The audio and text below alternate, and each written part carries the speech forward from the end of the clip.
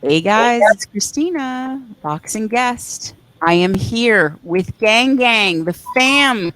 We have Kimmie from Mama's Maiden Studio in the house, and we got Woo! John from Superposition. Look at this.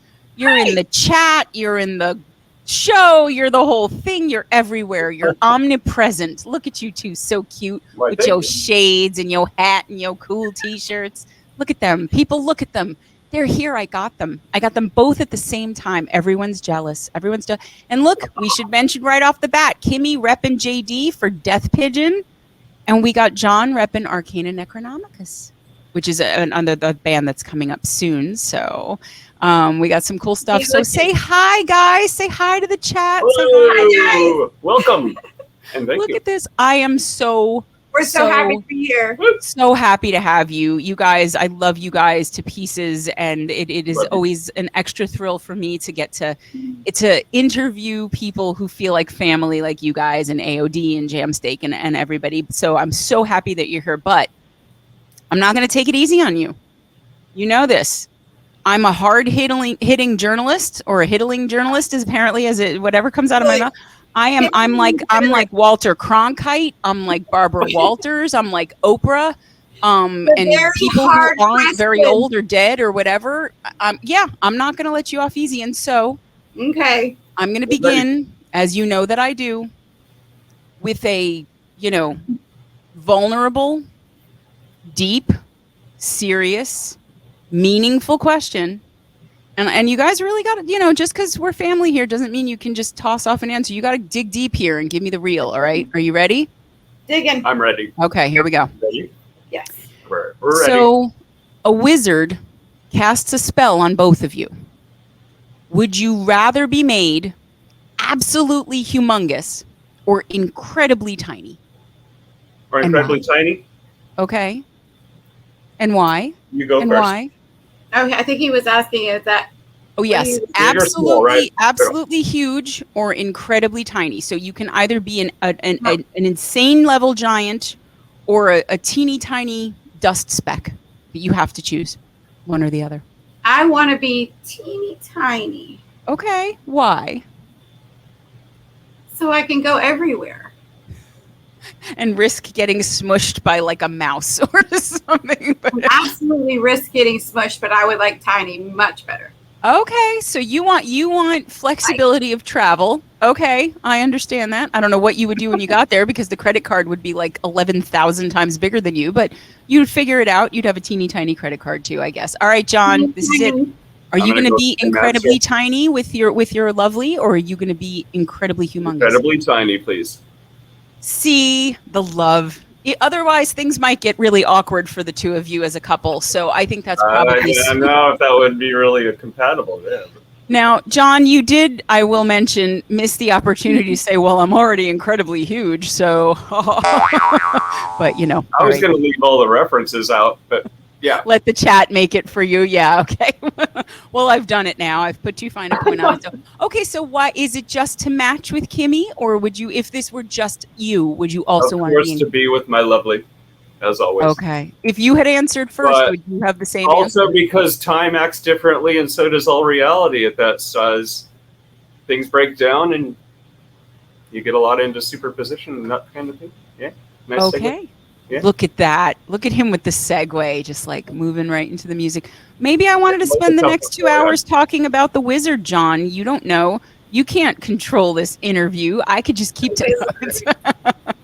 Okay. All right. So the incredibly tiny but incredibly wonderful couple here. So guys, this is the first time that I have had two people from two different entities on the show at the same time. So I know. Look at that, just breaking all the barriers. But so, we're going to, because as I said to you before we started rolling here, because I don't script these, we'll see how it goes bouncing around back and forth. But guys, you're going to get info on Mamas and Superposition all at the same time, which I think is like the best possible thing, right? Look at that. Look at that. Pointing. And, all right. So let's start with a question that I am just sort of genuinely curious, that really doesn't have much of anything to do with music or art, but how did you guys meet? Facebook. if you want to tell us. Facebook. Okay. All right. Is it going to be a one-word answer? Or are you going to give me any story? No, I will elaborate. I'm happy to, unless you want to take this. No, you can. Yeah. We met on Facebook. I'll make it a little bit shorter than longer story. We met on Facebook, just saying hi. And a little bit later, we got a little bit closer. And within about a week after that, we were pretty much knew we were engaged. Aww, we that's so spoke cute. Thank you. We spoke every day and night for about a year and a half. She was in St. Petersburg. I was in Phoenix, Arizona. Yeah. We were going crazy at that point. So me and my daughter got over here, and fast forward another year and a half or so, and we're married. And then we get concentrating on just getting things running smoothly. And then we start Soup, and then we start Mamas, and that's it. There you go. Kimmie, you have nothing to add? In a nutshell, it's crazy. I wasn't really, he just kind of knocked me out of it just hit me in the head, really. And I know that feeling. You're not even looking for anything, No. and then it finds you. Yeah, I know that feeling very well. and then we It knew. was a great day. We just knew. We immediately almost knew. Yeah, when you know, you know. Now, Greg and I were the same way. Well, I mean, we knew each other a long time before that, but once it was like, oh, wait. Then it was like, okay, pretty fast. So, yeah, I hear you. You guys clearly Yeah. are, chocolate and peanut butter and chocolate, as I always call you guys. So, I don't know who's who. No, Kimmie, you do. You said he's the chocolate to your peanut butter? He said I was the peanut butter, yes. Okay. But it's a family choice. Okay, so all right, so that's good. So you guys, it doesn't sound like it's been all that long that you've been together, a couple of years or something. Since 2017. Okay, all right. So in the last 6 years, you have managed to build two formidable brands for yourselves. And one of my favorite things about you two, which is saying a lot because I love you so much, is that your works so well together. And Kimmie, you make these incredible videos for everybody. You do, and you clearly don't play favorites, but there is a quality to the ones that you make for John where it's almost like he had made them for himself if he had the talent art-wise that you do. Because it's clearly so personal, and I love that. And John, you're always on Facebook, just shouting Kimmie up and lighting up her stuff and suggesting her. And I love how supportive you guys are, not only of the community but of each other. Because it's It's what we're about. Well, yeah, but you know what? That's worth noting because not everybody is like that, right? So, I mean, in this community, we're very lucky because we have so many incredible people, most of whom really are watching right now. But, you really guys are beloved in the community for very good reasons. So for anyone who doesn't, because I don't want this to be like, the total interview or anybody who's just watching it cold or listening to it cold on Spotify, I don't want to assume everybody knows you. So let's back up a little bit as if we don't hang out all the time and know each other pretty well. But so just to frame it up, Kimmie runs Mama's Maiden Studio. You are Mama's Maiden Studio. And you're doing digital art and videos for artists, for bands, for pretty much anyone who needs them, right? Podcasts, commercials, yeah. Mm-hmm. Oh, okay, cool. That I don't think I knew. Very cool. So, and then John has Superposition, which is a metal band. And John, you started that, about 8 years ago or so? 2015 would be the official date, July of 2015. I was working things up a year before that, but I released in 2015 of July. July 2015, sorry. Okay. Yeah, and I mean, and so, as you said, you started out in Arizona, and then I guess 3 years later you had fallen in love, and rightly so, who has not at this point with this woman, just looking at her, and moved to Florida. So now that's where you guys are both based. And so we've got, for anyone who didn't already know, we've got a musician and an artist who are together and growing each other's businesses, which is fantastic. So I mean, I want to step back a little bit too and just go into a little more detail. So Kimmie, why don't you talk a little bit more about how you got into art, how you got into digital art? Did you do art that wasn't digital beforehand? Just what's your artist origin story? Because this I know nothing about. Yes, I have been doing art since I can remember. But my whole family did. My brothers, I have a bunch of brothers, and they're really, really artistic as far as drawing, and they're way, way more talented than I ever was or am. Okay, well that's a frightening concept because you're incredibly talented. I mean, yeah, my brothers can draw, and so I always tried to just, I'm the big sister, but I always tried to, draw like them, but I always was trying to be better. Actually, that smiley face behind me is one of my brother's pieces. I noticed it when you got on. It's very cool. I like the colors. I like the concept. I like the execution. It's very neat. So yeah. Oh, okay, that's cool. We've just all been artistic in our own way. I got into, of course, when I started having children, and got into scrapbooking, and then that led to card making, and then that actually led to digital. Oh, cool. Okay. And then, so I ran a blog for many years, and I've always been making something or painting something or learning how to do something. I don't know, just always have. So I've always been, since the computer started, I started making stuff on a computer and just figuring it out. And it's just been one of my things. That's actually what attracted John to me, was some art that I was posting. Oh, cool. So her page felt like home.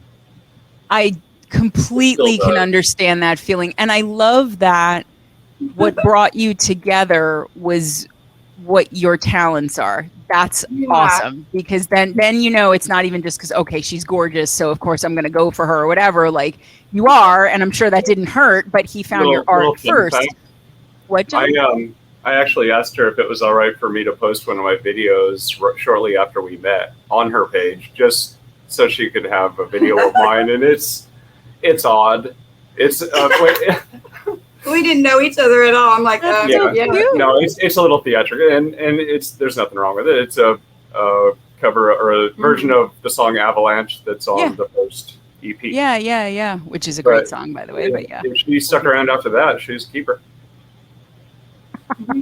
So that was almost kind of a little litmus test for Kimmie. If she didn't run screaming in the other direction, then you know. It acted as one. It wasn't one, but yes. If I could dodge that wasn't too much of a risk, though, to be fair. Okay, it's not like the song is a problem or anything like that, but it's a good song, so I think you're okay. You were okay either way, but yeah, it's true. You never know. And I mean, so you guys immediately liked each other's stuff too, which has to help, right? Because if absolutely, your art and your music are your passion, and if you can't share your passion with the person that you're with, it just, I've been in that position and it never works out. So okay, so you, and so I mean, it's interesting to me, Kimmie, that you and your brothers all were artists. I mean, is anyone in the older generations also into art, or do you guys just all happen to fall into art somehow? Or all throughout my mom's side of the family were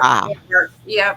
Okay. And I'm not real familiar with my real father's side of the family, so I really don't know. Same. But my mom's side, definitely.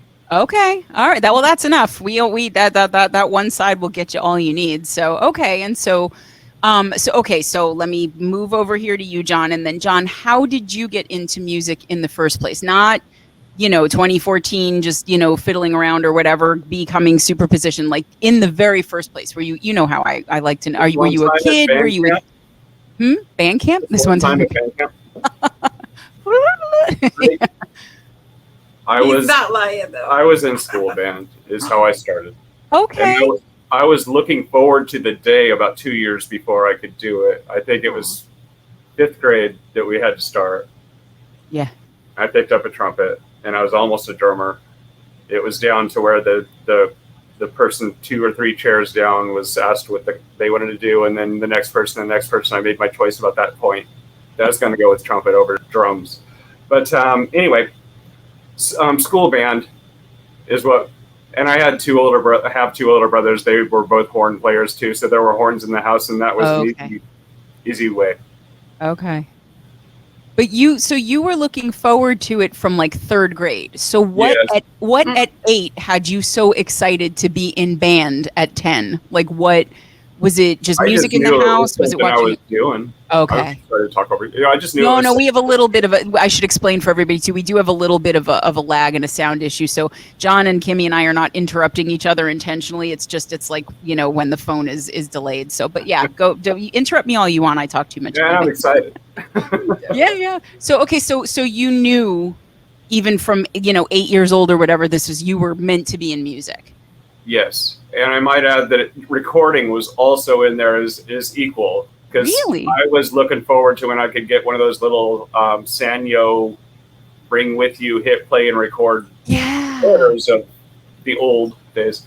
And I saved up and got one of those at the supermarket and walked over and got it. It was monumental. And I was recording things, pirating my brother's albums. Oh, okay. So I don't think anyone will come after you for that at this point, but yeah.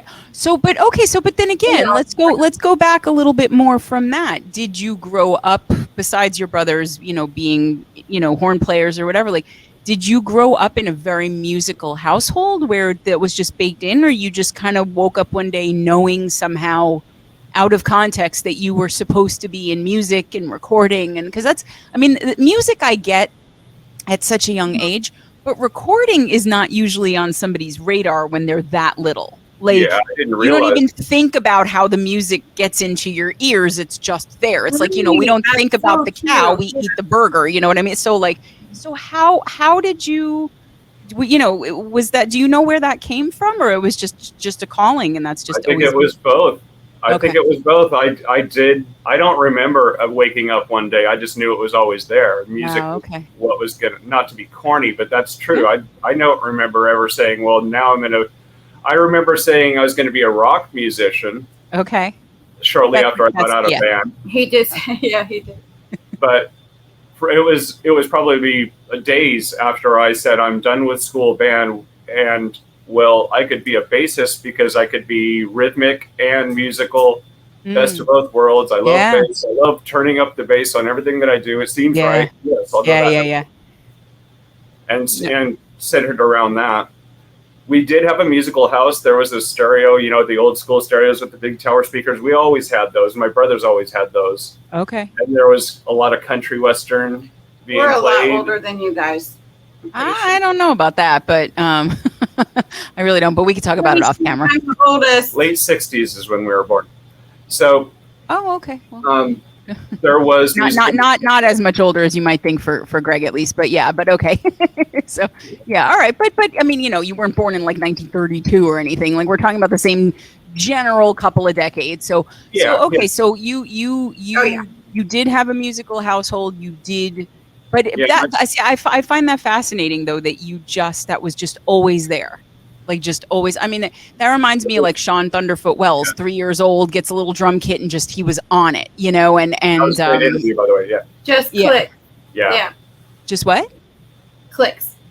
Yeah. It just clicked, and I said that was a great interview. Yeah. Oh, thank you. He's a great drummer, and it was just, I don't know. That was the way I was going to go. I had other aspirations of being a cartoon illustrator or maybe being a PE teacher, and I ended up doing physical therapy in my other world as they go for years and years and years. So and I do art of pointillism. When he does great art. I dabble in that stuff on the side. But hello. Okay. Wait a minute. So you are both. Once I knew that rock was the way to go, and it was actually doable, and it felt practical to me at that age, at 13, 14. Yeah. And I was blessed with growing up in a neighborhood with guitarists all over the place, in a town where there's all these virtuoso musicians. Wow. I was just blessed with it, so it was an easy shoe-in for me. So you're both fine artists then, too? Yes. Very good. So cute. I love it so much. So okay. Oh, the hands. I love you guys. Okay, so all right. So let's bounce a little bit then. So then, Kimmie, so you've both established that, you knew early on what your paths were. You had options, but you knew what your paths were. And so because I don't know, Kimmie, if you were like me, where when you started having your kids, everything kind of went on pause a little bit in terms of your own. That's how it happens, right? But so, and then once you got back in through the scrapbooking and all of this other stuff, and then kind of realized, okay, you know, digital art, this is something I could do, I can teach myself. When was the decision to be Mama's Maiden made? And was that with John? Was that, I get the sense it was after you guys met, based on what you said, or was it before? Mama's Maiden literally was born about February of this year. True story. What? What's that? No, lies. Lies. No, wait a minute. She's got lots of followers. She built it up. Wait a minute. Wait a minute. Shut your fuck. Wait a minute. 6 months. You've been doing Mama's Maiden for 6 months. So when I came into this whole Alice in Wonderland situation in March, you were like a month old. No, actually, this all happened within February and March when everybody started just, I don't know. Yeah, we don't know what happened. I don't either, but I remember, I'm telling you, I go back to Jamstix, synaptic convergence. We all fell into the same Wonderland at the same time. Yep. Everybody got together and just made each other's brands blow up. Christina, I was shocked in a previous interview with you when you had mentioned to this person, and I don't know if I remember, but anyway, you were like, oh yeah, because we all just met in March.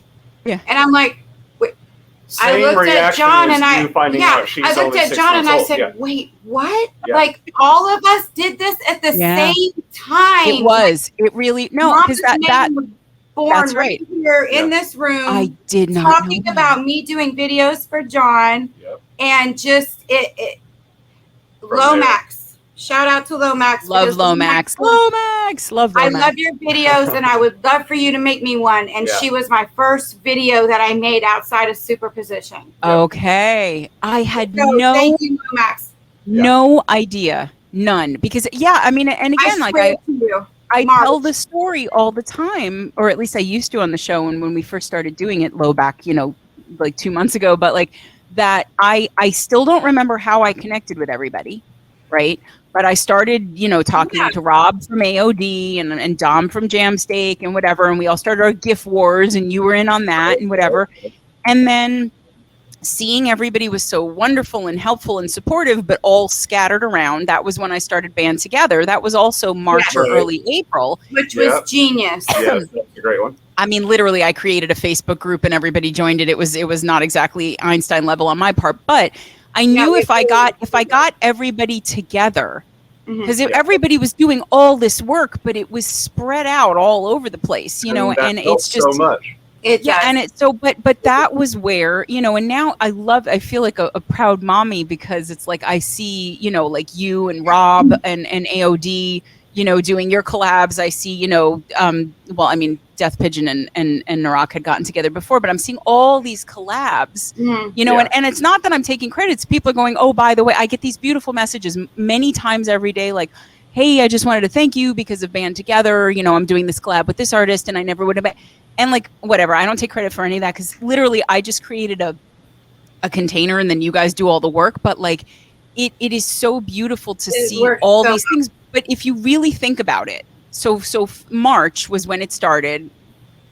5 months. It's been 5-6 months, and all of this has happened. And I mean, like, I had no idea that you had. I've always been creating. I've always been doing my thing.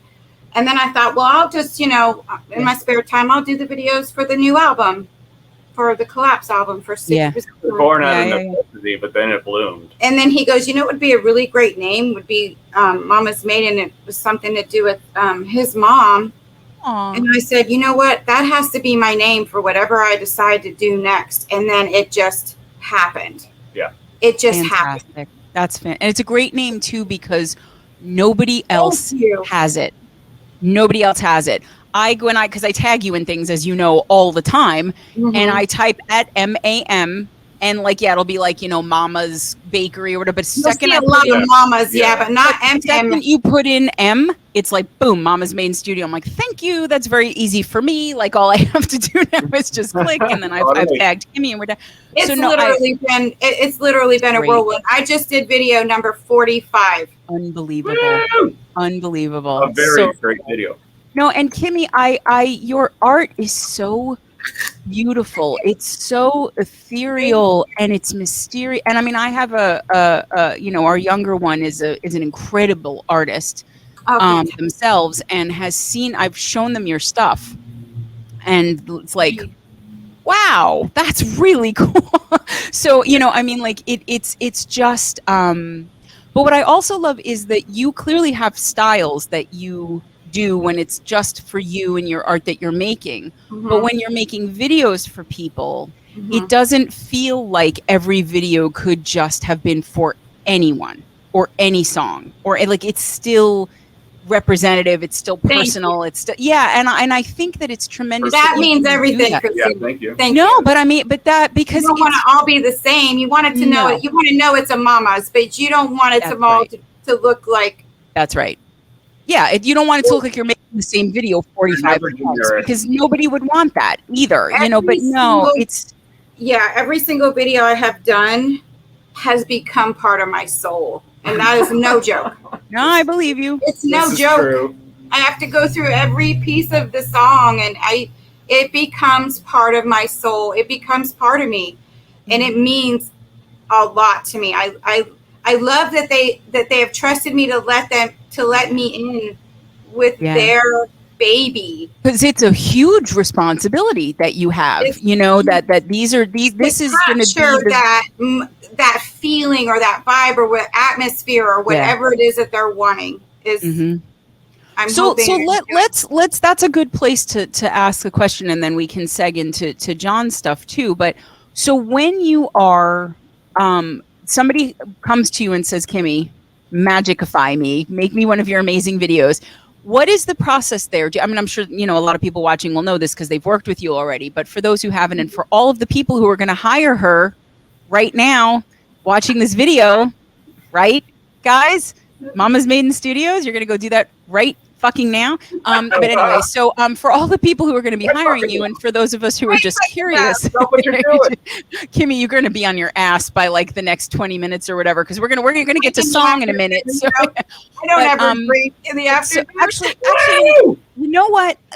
Because I said song. I know we are filming this in the afternoon, and you guys are just you're fully Florida vacationing it there, but but so before we even do that, let's play. Okay, and for those of you watching, you have a treat, because since we have two artists here, we're going to have two songs. Two, not just one, two. Now, before anybody complains, which nobody will, because it's Kimmie and John, and we all love them, they are very short. So it's really actually no longer than one song would be, but I wanted to do it this way. So so we're going to start with Spider, okay, from John's, this is the newest... well, not the newest release, but the newest album, debut album, full-length album, and track one. And so, right, that's what the word I wanted was first, not newest. It's the first song. Thank you very much on the album. And before we say anything else about it, let's roll the video. So this is Mama's Maiden Studios video for Superposition's song Spider. Here we go.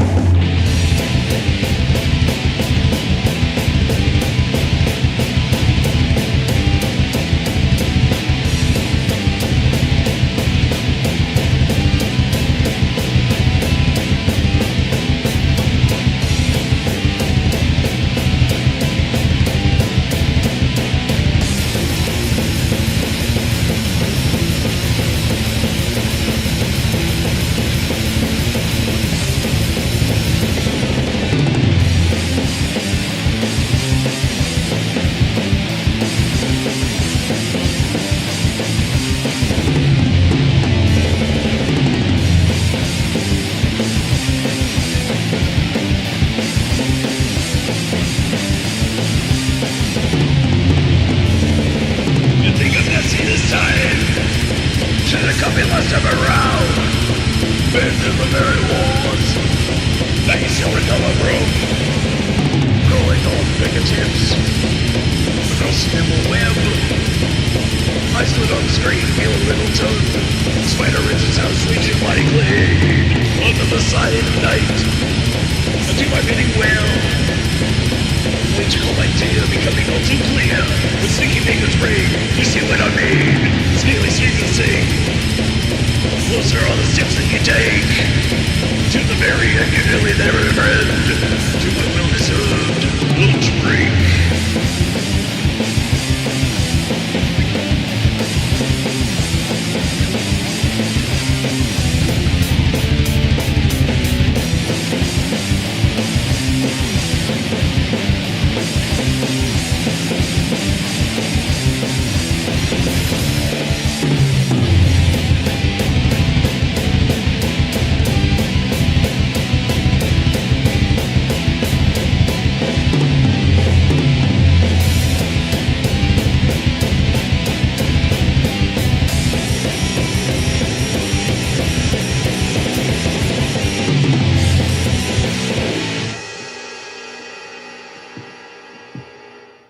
So, I mean, that song just, like, it kicks you right in the head right away. Like, I just love the drums just, you know, and it you guys work so well together, though. Like, so well together, though. So talk to me. Say something about JD, because in JD's interview, he was like, I like to just get in there and like get it done and like get, and then jump out, like almost like drop the mic on that bitch. He's almost said something like that. He didn't say that, but it was like he likes to imagine that in JD's voice. But yeah, I know the sentiment you mean. And he's the same way. Just get in there. And I was like, JD, he's the same way when it comes to that. Yeah. Get it in there and punch you in the face.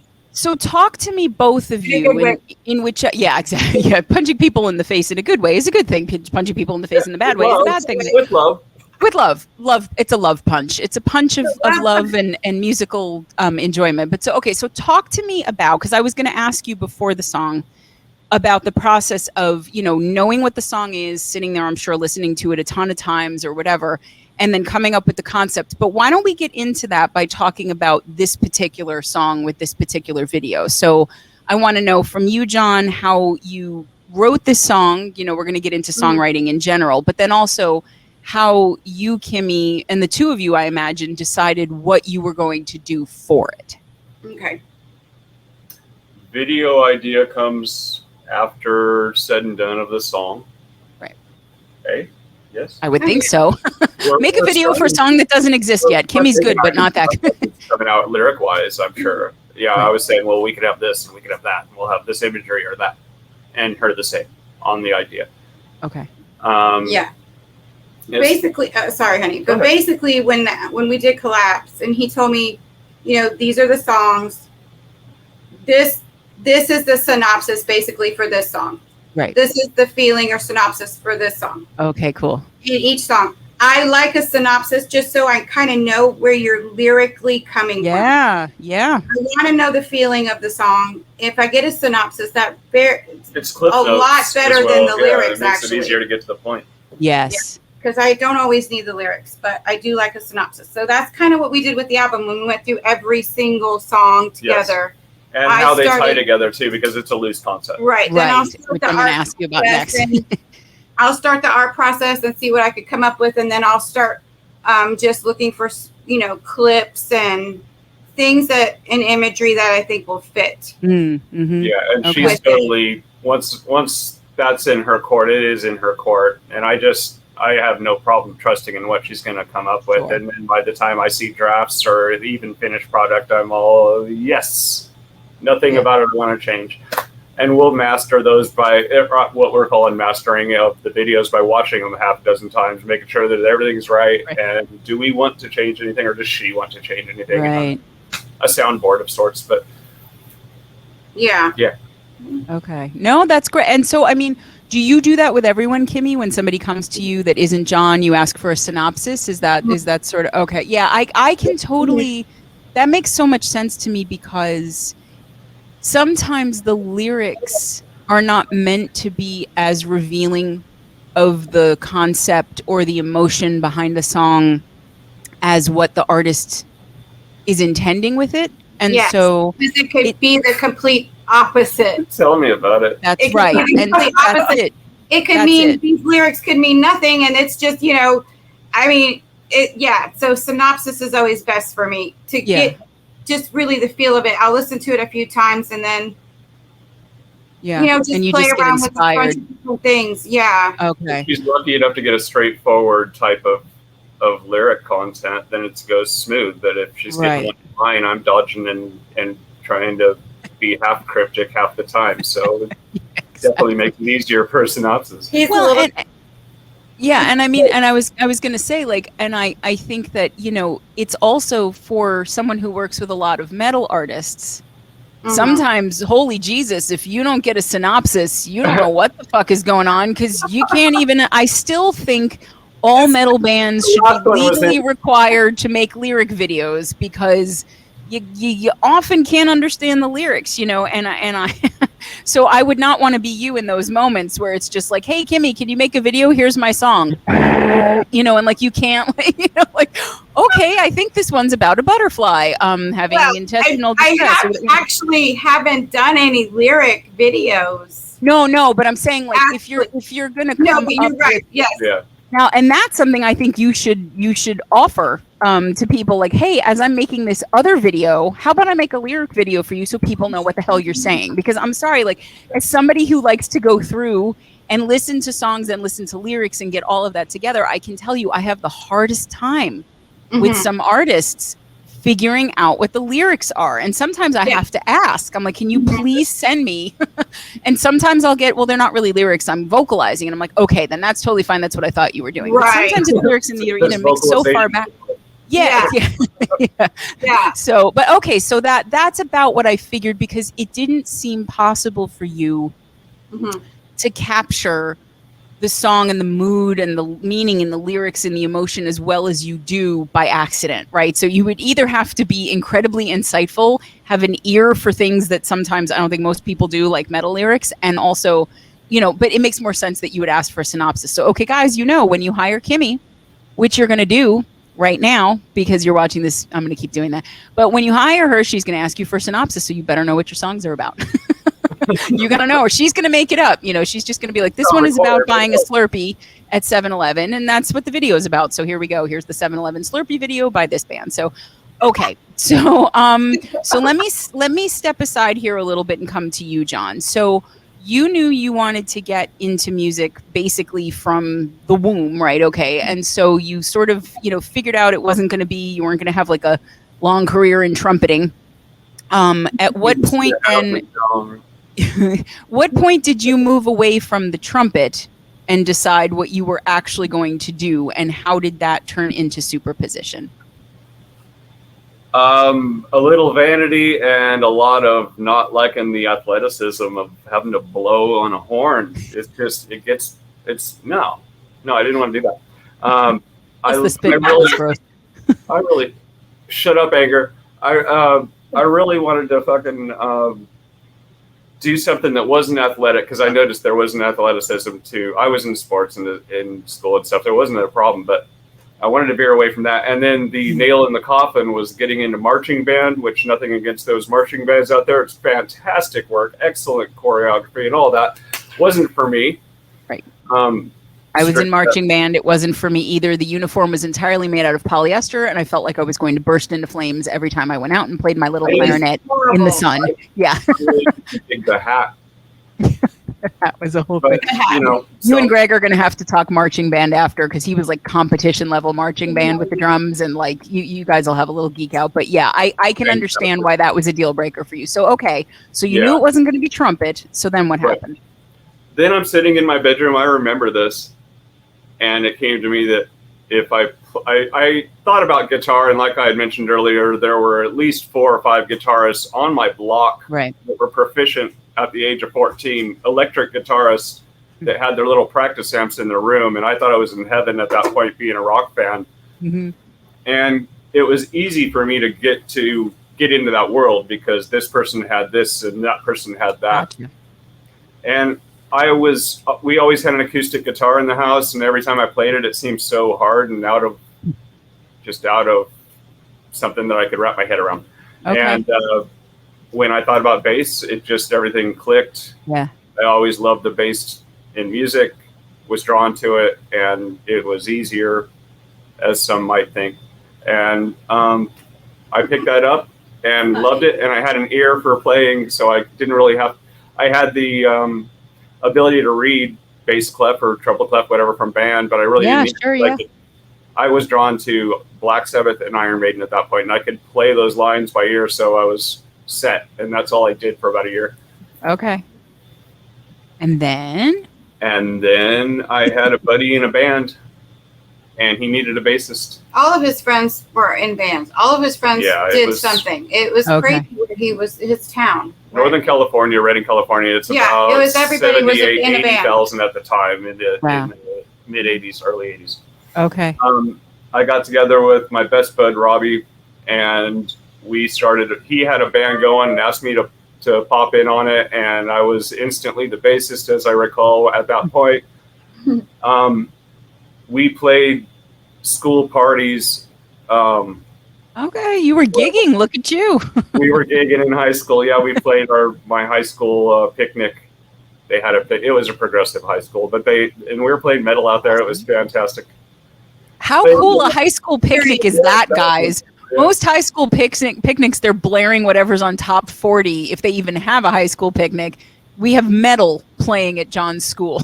Yes. That's awesome. It's a band called Still Threat, and we were playing, metal.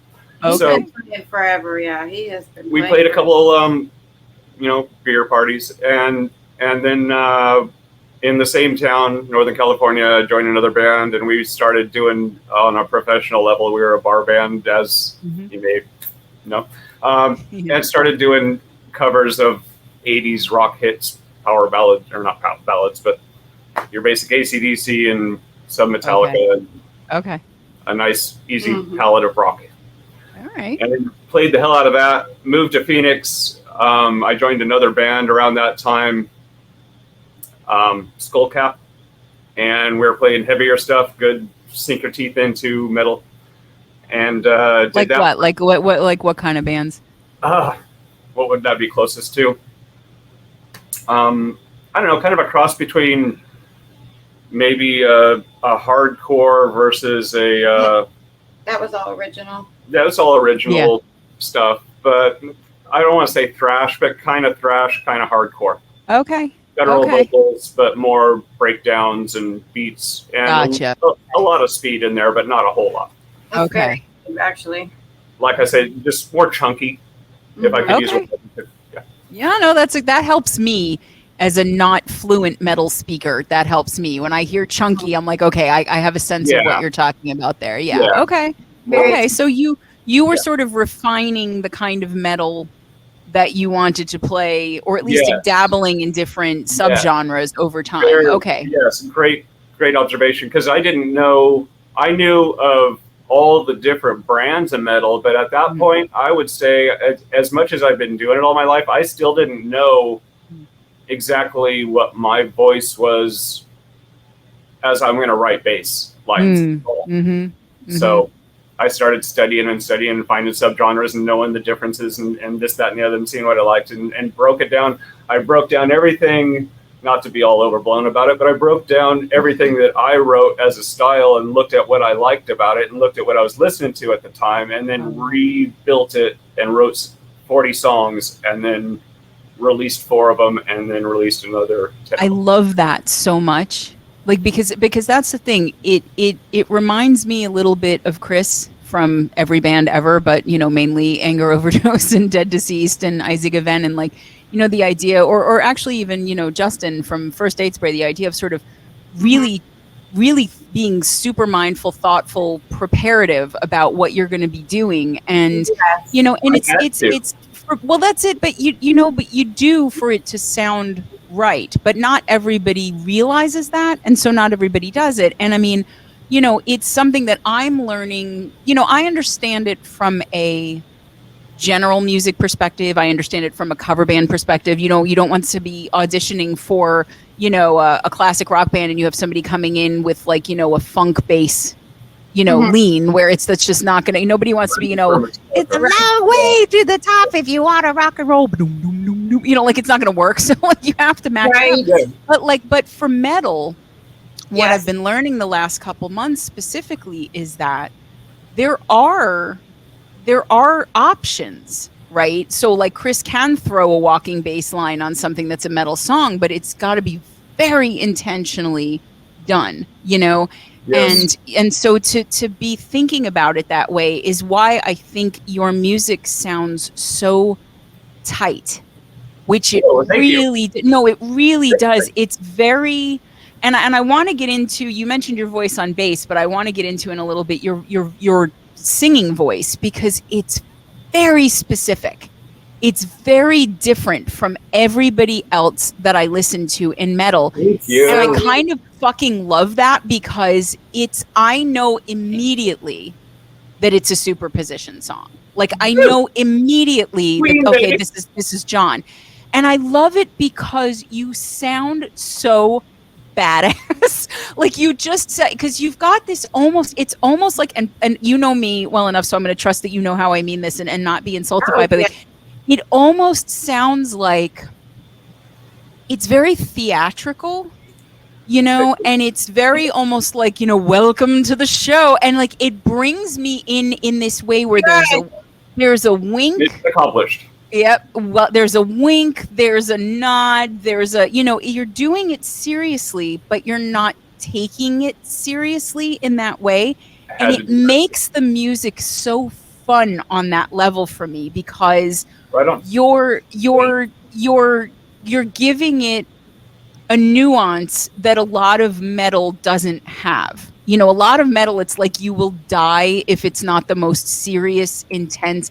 And it's not to say your vocals aren't intense, and it's not to say that the songs are jokey or not serious. You know what I mean, right? So, but I love that because it's so, and you change it depending on what you're doing too. So it's not the same thing all the time. But I love that, and I wanted to make sure to highlight that once somebody hears John sing once, whether it's a collab or it's a Superposition song or it's whatever, you know it's John. And to me as a singer, because I don't have that. Like I don't have a voice where people will go, oh, that's Christina from voxandstix, or like I don't have that. So I love that, because it's like, you know, you hear and you know it's Nora Jones, you know, or you hear you hear somebody and you can identify them right away. That's fantastic. And some of it is timbre, yes, which you have no control over. But I think, and here's my actual question, believe it or not, there was one coming, but again, you guys know me well enough, I could just, whatever. So when people don't know me, I feel so bad when I interview them at first, because they're like, is this chick ever going to ask me anything? And it's like, no. But I do get there, and you guys know that. But like, that has to be a choice that you're making. That has to be intentional, that you're doing it that way. Because I can tell from the way that you sing that you could sing it straight and not have that little wink in there and not have that welcome to the show. You know what I mean? Like, yeah. So where did that come from? Because I know we're jumping a little from bass to vocals, but I don't care. We'll jump as much as we want. It ends up being somewhere in the middle of guttural versus singing, but I approached it from singing and trying to get it guttural versus going guttural and trying to get any melody to the gut. Yeah. Maybe that might have something to do with it. When I was working on the first EP, each vocal track are pretty different. Mm-hmm. This one I was able to consolidate to where I'm still getting around, but it's a lot more consolidated, vocal style wise. Yeah. And when I was finally able to lock in on the control I needed to get the voice I was looking for or the control I needed in any voice really, then I was able to let go totally and just go for it. And what you were talking about where I got a little bit, it sounds like it's dramatic, but I'm not taking it seriously. I had to do that because I can't take myself seriously doing this, and I can't really not either, obviously. Right. So once I was able to totally put it into, this is the character for the song, I was free. Yep. No, and you really and hopefully remove myself out of it enough to where it sounds like a character. No, but you do. You definitely achieve that because thank you. It's a very interesting atmosphere when he does vocals. Okay, talk to me. In here. I want to hear Kimmie describe that. Actually, I want to hear Kimmie describe what it's like when John does vocals. That is going to make my heart happy. So tell me what you mean by that, my sweetheart. Well, usually, okay, so this is the area of the house where it's basically our studio. Right here, this corner. The creative. Where I sang all the vocals. Sometimes in the bathroom because it just sounds better. Yeah, acoustics are, yeah. True. But this room that's on the end of the house is just perfect for a lot of different things in collapse here. Right here. Okay. So when it's vocal time, we usually don't come out here because I made the mistake, came out here one time. I wouldn't call it a mistake, really. Well, she did, so I'm going to go with her on that. He was just literally like almost on the ground and just so a side of John I have not seen before. So you can see he transforms into I'm pointing something. And shouting and it's great. Okay. It's great to watch. I mean, he definitely wouldn't want me to get it on camera, I'm sure, but it's great to watch, but it's a little frightening sometimes. I mean, it's so funny because when you started describing it, I'm like, is it going to turn out John was like completely naked, like throwing feces at the wall like a monkey? Like, what are we talking about here? And one part of that's true. Okay. I thought there was something Kimmie was not saying there. I was like, my radar is going off there. There's a detail we're missing, but okay. Yeah. Mark Boland said, I drive a Rolls Royce because it's good for my voice. Okay. There you go. I don't know what that means in this context, but okay. Well, I'm throwing a little feces, you're getting naked. So be it. So be it. It's I gotta do what I do for my craft, man. Okay. All right. Yeah. Well, I mean, look, whatever gets something like collapse to happen, I'm okay with it. It's fine. Okay, well, no monkeys were harmed in the making of that album. It's all right. All the monkeys are fine. All the feces, no feces were harmed in the making of the album either. We're good. Okay. So then how do I even move on from that? But okay. So you took 2 years to make your first EP, correct?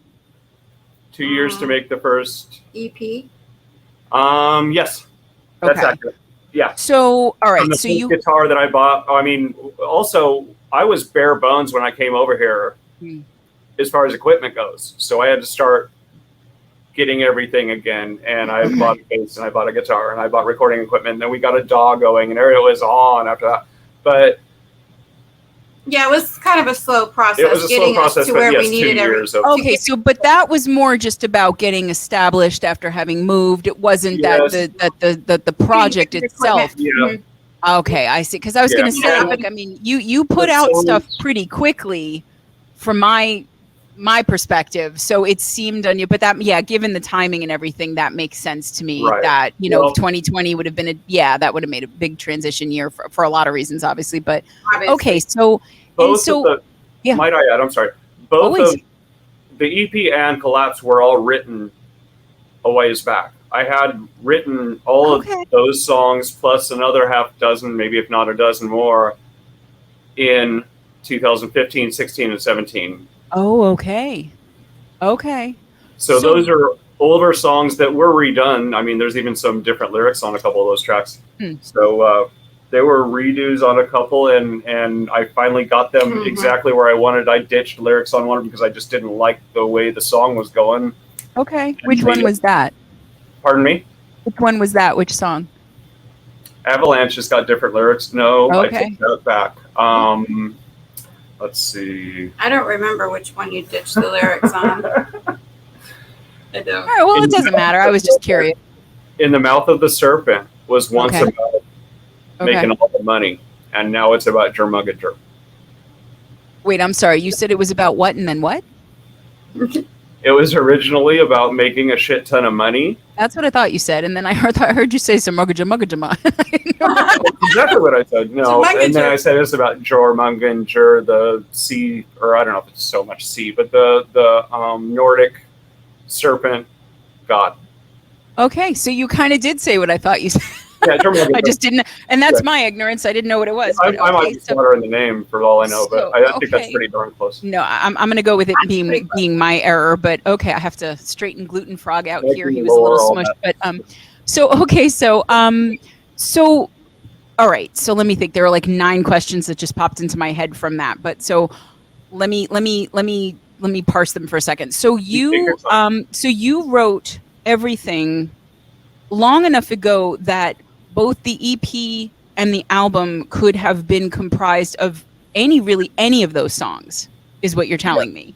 So Yes. everything that I've heard of yours that's on Spotify could have been in any order on either album because they all existed at the same time. So how did you come to pick the 4 that you did for Superposition? And then how did you decide what you were doing about Collapse? Like where was the framing of that? Because we've alluded to it before that there is a loose concept to Collapse. So I want to get into that too. But so the 2 questions are, if I understood myself correctly, which is not a guarantee, how did you decide what was going where, and then talk about the concept for Collapse, because I have a feeling that's what put those songs on that album. Okay. When we get to the concept of Collapse, shut me off, cut me out if I go too long-winded, because I will. Okay. On the EP, I'll have Kimmie poke you. Yeah. You got it? You ready? All right. On the EP, when I wrote those songs, I had written them in album form, writing about 8 to 10 songs 3 times. And then there's actually a 4th one that I've got in a closet. So out of the 3 first albums, each, I think there's 2 of, and I don't have them committed to memory right now, but there's 1 song, if not 2, of each of the first 3 albums that I wrote on the first EP. Okay. So there's different, you might, a diehard might notice different writing styles or different nuances of each of those songs because they were written about a year after each other. And I'm going to pause you there because I didn't notice that necessarily so much as a different style, but if it had a different vibe to it for me, like, a frog leg versus an avalanche versus, you know what I mean? Like but it still all works. Like, it's not like I'm like, what the hell is this one after this one? Like it definitely is. The EP holds together beautifully. So thank you. Okay, so you did cherry pick a little bit from different eras, and this is all about so like a 8 to 10 year stretch where you were writing, and this is okay. I love that because it shows me that, first of all, you started off in a good place, thank God, because otherwise, if you'd picked one of your earlier things and it was like, the album might have been like, let's just skip that track, but you didn't. But it's cool to see how I don't even feel like you changed. I feel like I don't even feel like it's evolving, because that implies too much distinction. It's more like you accumulated more musical knowledge, technique, style, preference, lyricism. It was yeah, that's very cool. I love that that's almost like a long-term snapshot of you as a musician in one place. That's very cool. So anyway, I'm shutting up now. So go ahead. So that's a good way. Yeah. Okay, so you picked those. I'm sorry? Yeah, you picked those for the EP. Yeah, exactly. So it was an overture. It was a nice broad span of what I was doing. And that was the risk, that I could make them sound, to make it all coalesce to sound like it's one EP and not 10 different directions. Right. Especially since I was letting myself do different vocal styles on the same thing. Yeah. Then going into Collapse, if we're ready for that, I guess. I'm ready for all of it. All right. Collapse is a loose, I guess the most identifying factor of it would be Norse mythology. Yeah, okay. Yeah. And we could start from the backwards and go forwards. And even the art alludes to that. So that's very well captured, by someone we know who's incredibly beautiful standing next to you or sitting next to you. We know that, but yes. Okay. So the Norse, talk to me about that a little bit. Let everybody know, in case they don't already, what the concept of collapse is. Okay. Odin is, you could easily look, and this is what I was shooting for. The point of view of the last song, Lest We Fall to the Waste, is from Odin's point of view. Okay. He's talking about, he has crows that go out and see for him. Yeah. And these are, just things of the Odin story. The first song is about Spider, which is a time-traveling murderous entity that's vampiristic as well, and travels via the computer, gets into people's lives and skins via the computer. Sucks them dry. And then we go into the second song, which is about a snake. Right, the humana, whatever that you said before. I don't mean to insult whoever that is. I'm really not, but like I can't remember what you said, but it was like mana or something. Do. But yeah, it was something like that. So okay. Okay, so it's about that, and again, very aptly named In the Mouth of the Serpent, because it is from that character perspective, or that. Yeah. Okay. Yeah. So then we got Odin at the beginning, and we got the snake towards the beginning, and then I try to take a segue off of that and just go into some more metaphoric or metaphysical kind of things of communication, and loosely speaking about communication in Black speech. Before that, I'm on Ghost. We're talking about community, and that's obviously, if you've listened to it, heavily influenced, 100% influenced on this Facebook scene. Yeah. Ghost is. It's lyrically talking about community, helping each other, and blah, blah, blah. Right. Yada, yada. Then we're going into Black speech, which is probably one of the more quote-unquote cryptic songs, but it's basically just talking about how it's almost against the law in some cultures and communities to talk about love and supporting each other. Well, and that one I especially noted because I think of the songs on the album to that point, it's a lot harder than the others. And I think it's also more instrumental, if I remember correctly, too. Yeah. And I well-rounded. I liked that choice because first of all, one of the things I thought was very cool about Black speech is that the beat of it is almost more what I would call like an R&B kind of a beat. It's got a funkier feel. Yeah. And I loved starting with that because it made my brain, like my musical monkey brain from being in a cover band be like, wait, is John about to do a fucking R&B song? Like, what is happening right now? So I'm going to be like, yes, I'm going to lay you down, baby, on the bed. Like, I didn't know where we were going with that. I wasn't quite sure. But I'm like, okay, so, and then when the rest of it came in with the guitars, and the guitars are really heavy too, and you're doing almost like a Devil Came Down to Georgia kind of vocal on that. It's very like, you're calling things out. It's almost speak singing. And I love that kind of thing. But it was amazing to me how well all of those completely fucking different things hung together. Like that was where I really, because I'm the Spider in the Mouth of the Serpent, Ghost, like I'm with it. I get it. I understand what's going on. And then Black speech was kind of like, look at him, what he's doing here. This is a whole other thing, But again, not like, wait, this doesn't fit. But it was like, here's another dimension of superposition, And I really. Thank you, Christina. Oh no, but I that drum beat. You get it, yeah. But that drum beat got me in the beginning where I was like, whoa, okay, how is he going to do this? And I mean, I've talked to, Shovel Monster, they consider themselves more of a groove metal band. I've talked to other metal musicians who have funkier elements, at least percussively. Yes, right.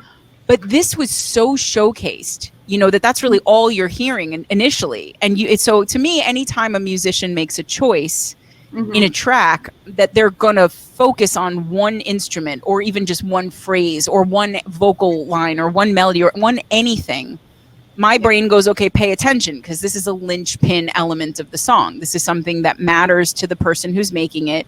and I'm paying attention to that. And so I really didn't know where you were going to take me. I mean, I didn't think it was going to be, smooth John on the feather bed or whatever. But like, I was like, it could have been like, you could have gone that way because that was the beat that you gave us. And I loved that. So I didn't mean to make you spend so much time on Black Speech, but like, I thought that one especially interested me because it was distinct enough in that way, especially rhythmically. But it also showed me that you could decide to make a completely different kind of project if you wanted to. Like you really could, because your vocals could go in that direction. You don't have to be screaming. You could just sing a straight, I don't see you becoming an R&B singer or whatever, but you could do something like that. You have that. Yeah. So I don't know. I kind of want. I maybe we'll get an R&B Superposition album at some point. I'll make it, and then Kimmie can do a video for it. Where John's just like. We're gonna do "Spiders and Snakes" by Crawford. I think I forget the artist's name. Do you know which song I'm talking about from way back? I don't think so. Spiders and snakes. Well, that works out because you have spider and in the mouth of the serpent, so it all kind of comes together. I don't like spiders and snakes, and that ain't what it takes to love me.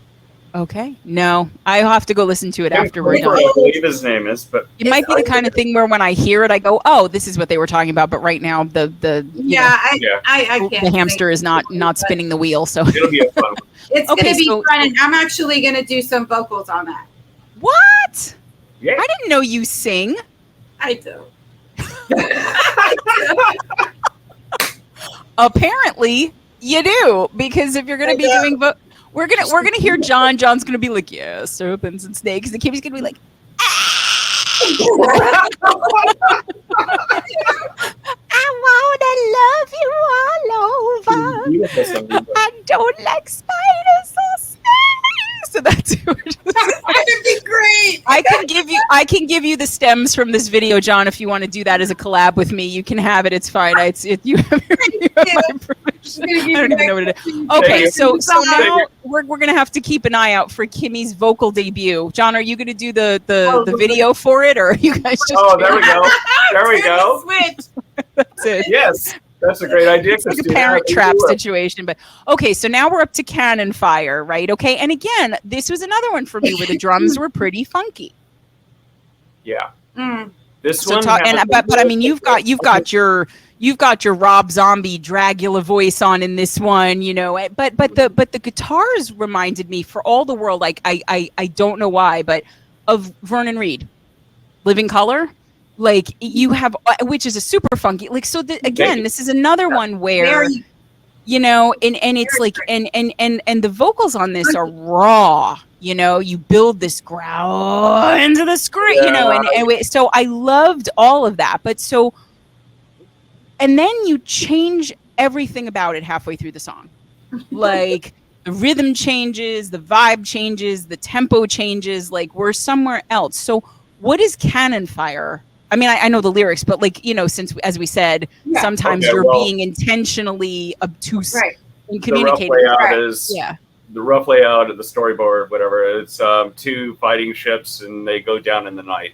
That's it, and it's the narration of one of the survivors. Okay. So it is really pretty straightforward. Yeah. Okay. All right. So you weren't in writing it. That probably is the most technical song on the album. Mm-hmm. Again, everything I do starts with the bass line. Mm-hmm. Drums are always last for me because I program the drums. I've just recently started programming drums, and I'm comfortable with it in what I'm doing, but I don't ever want it to. I'm still a rookie enough to where I'm almost fearful that I don't want to be influenced by anything that hasn't come out of my head as a track.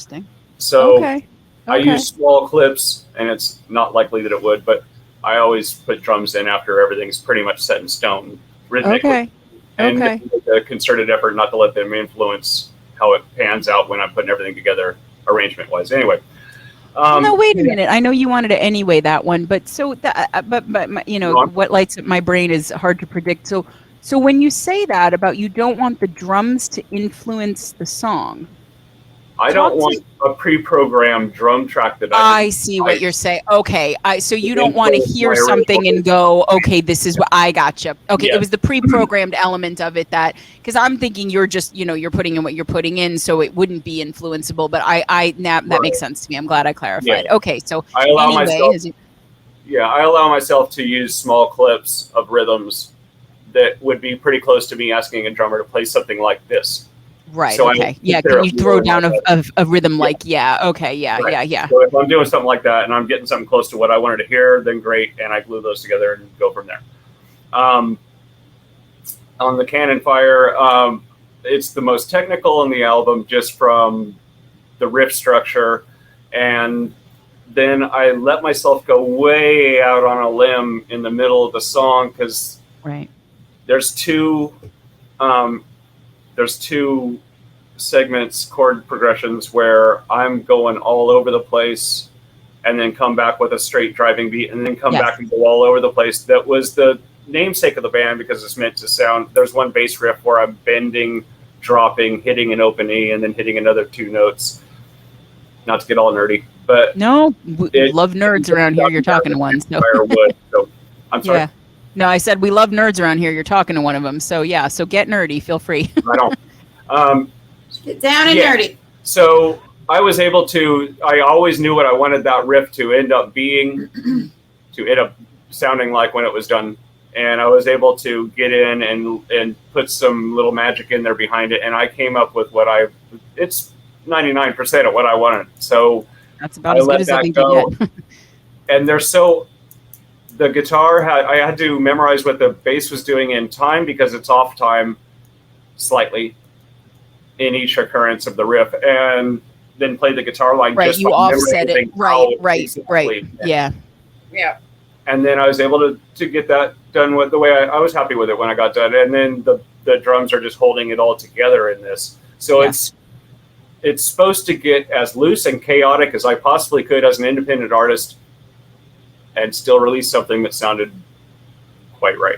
Well, it's interesting. It's loose and chaotic in the sense of being incredibly well thought out and planned. Thank you. It's like, Yeah.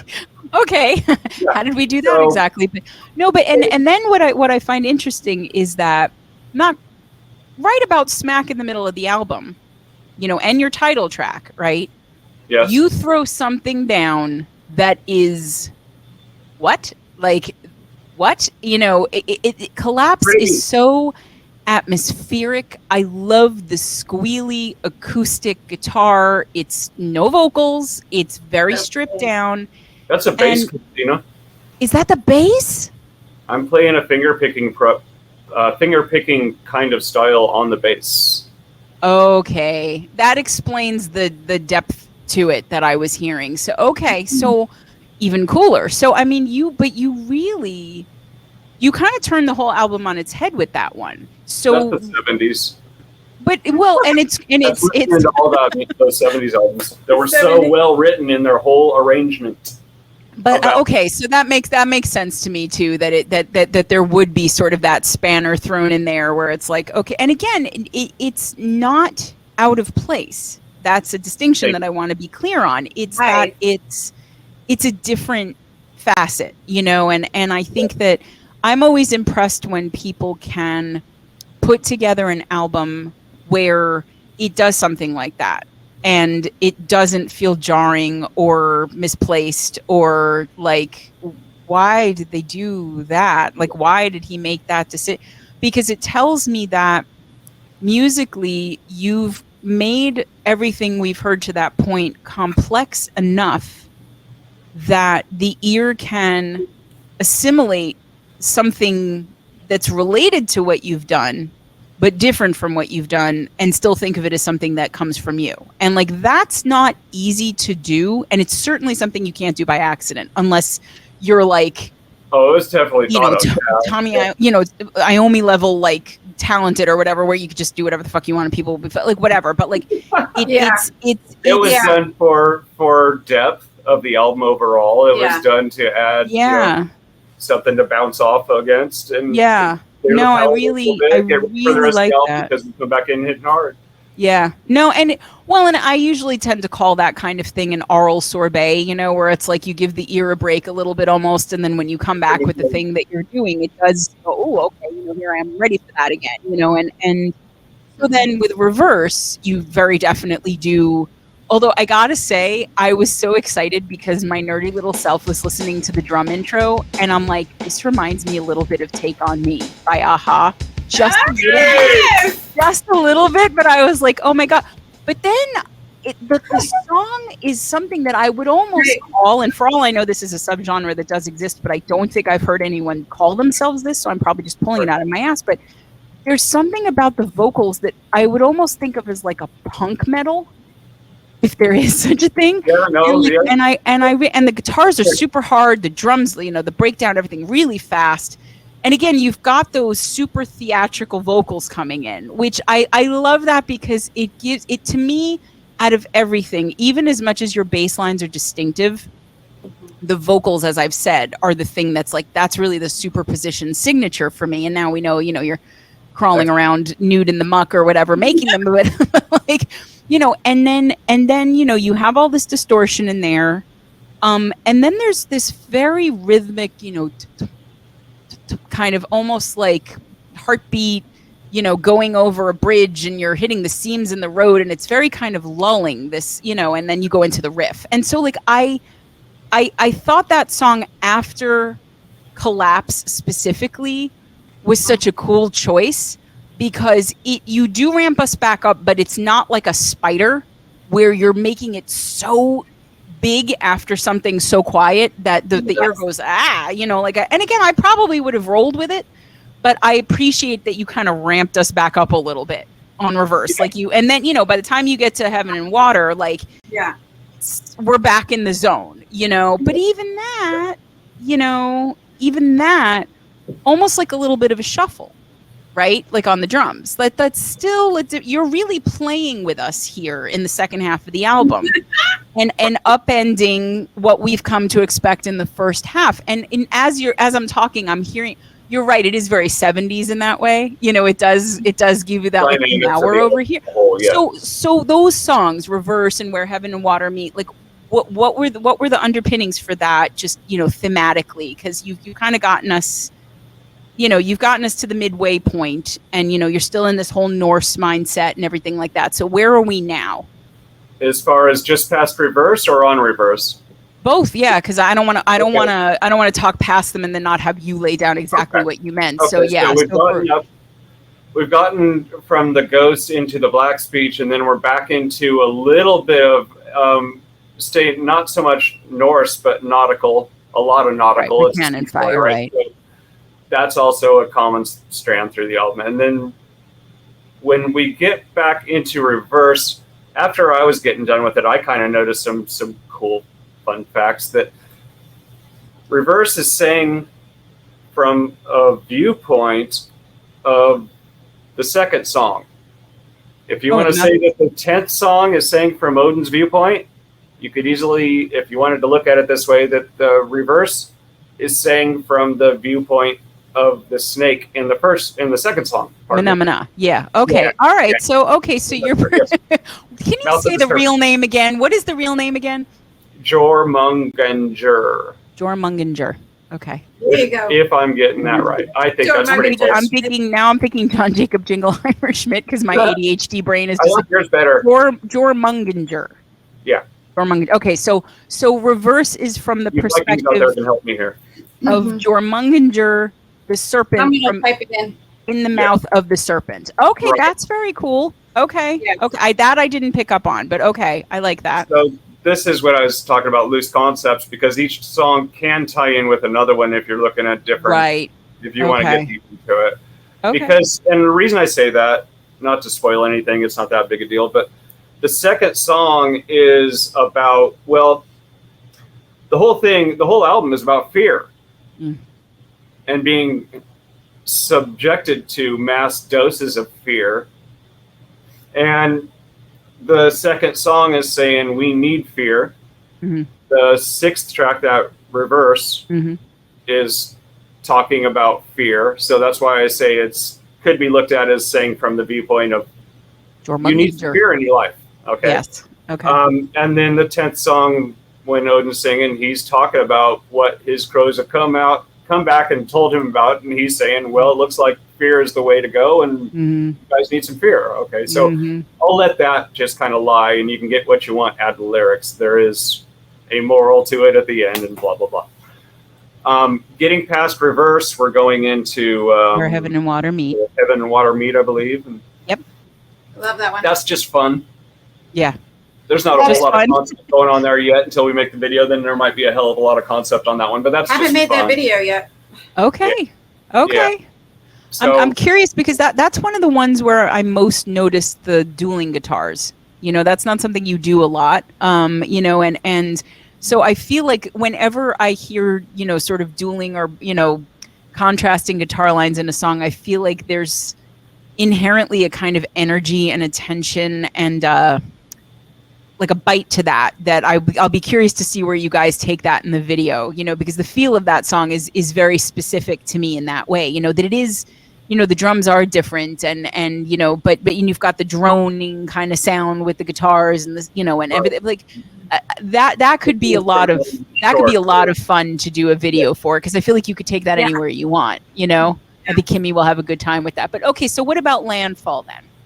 Okay, Landfall, we're getting into our Ancient Aliens fetish that we just absolutely can't get enough of. We love that show, and I really enjoy watching it. And anyway, so... Ancient Aliens, there you go. Yeah, go watch it today. Never even heard of it. Not even once. The song is about, again, getting into some other gods that are hard to say. Coxtecotl and Kukulkan are similar gods in South America. I don't say anything. One is Mayan. Okay. I'm not going to get beyond my knowledge of this. Okay. But I don't ever say it. Right. That's what the songs are about. That song is about. It's about a snake god in South America and aliens. Okay. Right before we said the aliens were real. Yeah, that came out we right recently before that. had another. We're like, duh. Yeah. Kimmie and John were like, you knew that already. We already. We don't need to. Yeah. Okay. So you again, you're. But that's not Norse then, obviously. So you're just moving into different elements. No. Then I totally departed and went to South America for a bit. You know. And why not? You had a ticket. Why not? Okay. Yeah. And then as you said, you know, Lest We Fall to the Waste, last song, Odin's perspective. Yes. You know, and I felt lyrically does, if not wrap things up, it makes the statement that it needs to at the end of the album, you know, or at least makes a big finish that went everywhere and then collapsed at the end. Yeah. Yeah. So again, in writing that one, because again, that's another one where you play around with rhythm and tempo a lot. You know, and I like that because it's unlike a like a cannon fire or something. Like it's back and forth more. You know, you're taking us here, you're putting us here, you're bringing us back, you're taking us back, you're bringing us back. And like there to me that inherently creates a lot of tension in a song, you know, of just, you know, now we're faster, now we're slower, now there's this particular riff that's back, you know, and the song and the album then kind of end on what I would consider a bit of a jam, you know, like it's less structured, but I like that being a musical ellipses, you know, and I think that fits with the portent of the rest of the album, you know, that it's finished, but it's not over, you know, and I like that. Ways I can go with different concepts from that in other ways in the next albums. Yeah, that's it. And I was just about to say, and I like that it felt like you could pick up from that point and move us into something else with that whole history, you know, that you have canon that you've built in about, you know, your musical lore and all of that. So I thought that was, I really, and again, it's so tightly done. I mean, you're doing all the production yourself? You don't have anybody else mixing, mastering, anything? That's just you? Yes. Yes, it's just me. Yeah, I mean, that's, you know, you guys have so many things you could choose to do. You could choose to produce for other bands if you wanted to, John. And Kimmie, I mean, clearly, like, you know, Yeah. between you and John with the I'm art and loving everything. the You guys idea could, at the you guys point. could really Right. go. I mean, because it's so professional sounding. The album, I think both of them. You know, Superposition too, the EP. You know, like it is very tight and it is very clean, and it's and everything pops in that way that you want it to when you're mixing correctly. You know, I don't feel like, oh, you know, the vocals should have come forward a little bit. I don't feel like the drums are. And it's interesting because given the way that you are putting your drums in, they could very easily take over every song because they are a front piece, but they're I mixed. probably have something to prove on this, so I was getting a little busy. I know that. No, but I'm saying a good thing. You're turning it into a negative, but that's not what I'm saying. What I'm saying is that, so fuck you, because I didn't say that. No, but I mean, like, for me, what I mean by that is the drums definitely have a lot to do with the feel of each song and the album as a whole as a result. But I don't feel like I'm just listening to the drums. And that's where you want it. You want to notice the drums, but not be like, okay, well, this is a drum album then, you know? And so Right. you've mixed in very, very well, because it's, as you know, any album, no matter how great it is, if it's not mixed properly, Yes. you're sunk, like you're done. It doesn't matter what else you do. Yes. Yeah. Yeah, it's in the same way that as a live band, your sound engineer is going to make you or break you. You know, it's the same Yes. exact thing. I've had bands that I've seen who were terrible, but because the sound engineer was great, they kind of fooled us into thinking they were better than they were. And I've seen bands that were tremendous that were just completely blown out by the guy or the woman at the board, and it was like, fuck, you know. So, okay, so we've gone over some of that. So Kimmie, in making these videos, then you have this concept that, you know, for the album, you know, loosely, you've got your synopses for all of your songs. Mm-hmm. Was there one in particular that was really difficult for you to make a video for? Were they all pretty easy? Kind of what's your process with, you know, knowing that you have this whole project that you need to visually represent? Like, what level of undertaking was that, given that you have literally the source sleeping next to you every night and could poke him at 4 a.m. and be like, hey, you know, I had this idea for this part of Where Heaven and Water Meet, but I want to make sure that I'm on, you know, like you can't really do that with, like, you know, anybody else. So like, That's true. yeah. So when you were putting this, you know, these videos together, how was that for you? Did you feel like they just came really easily? Was it a ton of work, or both, or? They were coming one at a time, so it was kind of easy that way, right? Yeah, I mean, yeah, it just depends on, you know, depends on the song. And I think that there's been a few that have made me nervous. Do you remember But I don't which? know. Yeah. You don't want to say, though. That's okay. No, I don't want to say. That's okay. But there's just a few where I was like, I don't know if I could pull this off or not. But she does every time. Well, clearly, but I mean, can you, if not saying which songs, and I, you know me, I'm Yeah. huge on consent, but can you say why in a general sense? Like, was it that lyrically they weren't, you know, you weren't coming up with things that you felt were representative? Was it just about not really having a grip on it? Like, what, I'm sort of wondering what could possibly stump a Kimmie? How does that happen? Like, how, what, you know, and again, if you can't, then don't, but like, can you Yeah. get into it all? Like, what about those songs made you feel a little bit like, Right. Maybe just the genre. okay. The genre maybe, or just one of them was just very, it felt like very deep and like I just wanted, I think my worst thing is just trying to be a perfectionist. So I was going to say, this sounds more like you doubting yourself than anything else. Yeah, That's it can be bad, but it can also be good. But it's just the Virgo in me. I'll be in the middle of a video and then I'll think, okay, or I'm almost finished with it. And then I'm like, I'll go to sleep and wake up and go, oh no, I have to change it. No. And then other times I'm like, nope, I do it and it's perfect and I feel good. And other times I'm like, no, I'm going to make a couple of changes. But it was really funny. I do have an example with Freaky Things. We just did Bonfire at the Jam. You have to clap when it comes to freaky, yes. Freaky Things was fun. It's based on a magic card, which we're totally magic fans in our house. So really cool. And that's the is it the pre-save one that's coming? or is this the one? It's released. The one that's released. Okay, because aren't you have another one coming up with him? With Freaky Things, no, we just did one. Oh, okay. Oh, so you're not doing a video for the new. Oh, I gotcha. Okay. Yeah. All right. I gotcha. So, all right. Just for now, we did that one, and it was really fun. But that one, what I was going to say was, it was, you know, a little challenging, but it was, I was doing their video when I was at mom's. So during all of that, in between all of that. So on a laptop versus a PC. I had a little struggle with it. Surrounding. Yeah. It was not noticeable, for the record. And I thought that the marriage of freaky stuff with your visuals was great. So but I could see where that would make you nervous, because you're not. It's like cooking in someone else's kitchen. You know, you don't. Yeah. That too, and then I came across. So I had to finish. I finally finished it. It took me it's the longest video.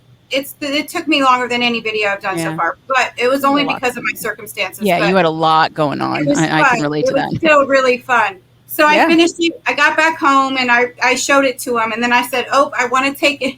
I want to take it down. I found a better dragon," and they start laughing, and they're like, "You are just, just like us, trying to be perfectionists." I was going to say, every musician watching this is going, yep. I do the same thing. I got to, I should fix that. I should change that. So there's a couple of, there's a couple. When to say when. I have to, yes. And that happens in all aspects of this. Community. So we're all very hard on ourselves and our own worst, Oh yeah. critics. Yeah. But it just depends on the video. But I haven't had any that have taken me, no, they flow pretty quickly, actually. Well, you do seem to turn, because I'll hear about, someone will say, I just hired mamas to do my video, and then 3 weeks later the whole thing's out, and I'm like, and I mean, I should mention that the closest to firsthand experience I've had with working with you was on the Yelling for Yanni project, right? And I mean, we didn't work together on that in the sense that it was Asphalt Jungle's brainchild and everything, but you, I think, got the video for that, or not the video, you got the song on a Friday, and I think it took you under a week to have the whole thing put together. And Kimmie's sending me emails going, "Oh, I'm sorry, it's not done yet." I'm like, "Didn't you get it 2 days ago? What are you talking about?" I'm like, "What do you mean you're not?" It didn't 45 minutes, and just stick them on a shelf. That's what I was just like. I don't. I'm like, I wasn't expecting this for weeks, and poor Kimmie. We, for those, I mean, everybody who's watching knows this, or almost everybody probably, but this foundation Yellow for Yanni that voxandstix, my band, is very big on, and the indie community has completely adopted. And we did the project. Well, I wasn't involved in it, but Asphalt Jungle spearheaded the project with, this whole amazing crew. And then, decided to throw you into the mix and get a video for it. And so poor Kimmie had this deadline of, we're doing the premiere on Yanni's birthday. It's in 10 days, if that, and she I do think I had 10 days. Yeah, I think I had 10 days. And you were done early, but you knocked it out of the park. And I mean, if you saw, you were there, of course, for the premiere, and Mom Angela was just, bawling her eyes out. So was I. So was Ash. Like I said, every single one has become part of my soul. And now this little boy is just, how could you just not want to help that? I know. But I mean, to see, and again, when you all hire Kimmie, which you will, people, I told you I was going to keep doing it. But when you hired Kimmie, I can vouch personally that, the quality of that video did not take her months. She was done in days. You're going to make her cry. It's coming on. Oh no, that's okay. She's got shades on. We'll never know. But no, I mean, really, look, I mean, all joking aside, I take it seriously as no, but I'm kidding around, but I'm not, because I'm gonna cry. When I meet people who are beautiful people, it's easy enough to love them. When they're incredibly talented on top of that, as you both are, then it's really easy to love them and what they do. And when they're so generous of spirit and with their time and their energy. And Kimmie, by the way, did this project for free. Okay, did not make any money off of it, as everybody who was involved with Yelling for Yanni, nobody made a dime off of this, as they were losing money because they were making video and recording vocals and guitars and bass and drums and everything when they could have been doing something that would have gotten them paid.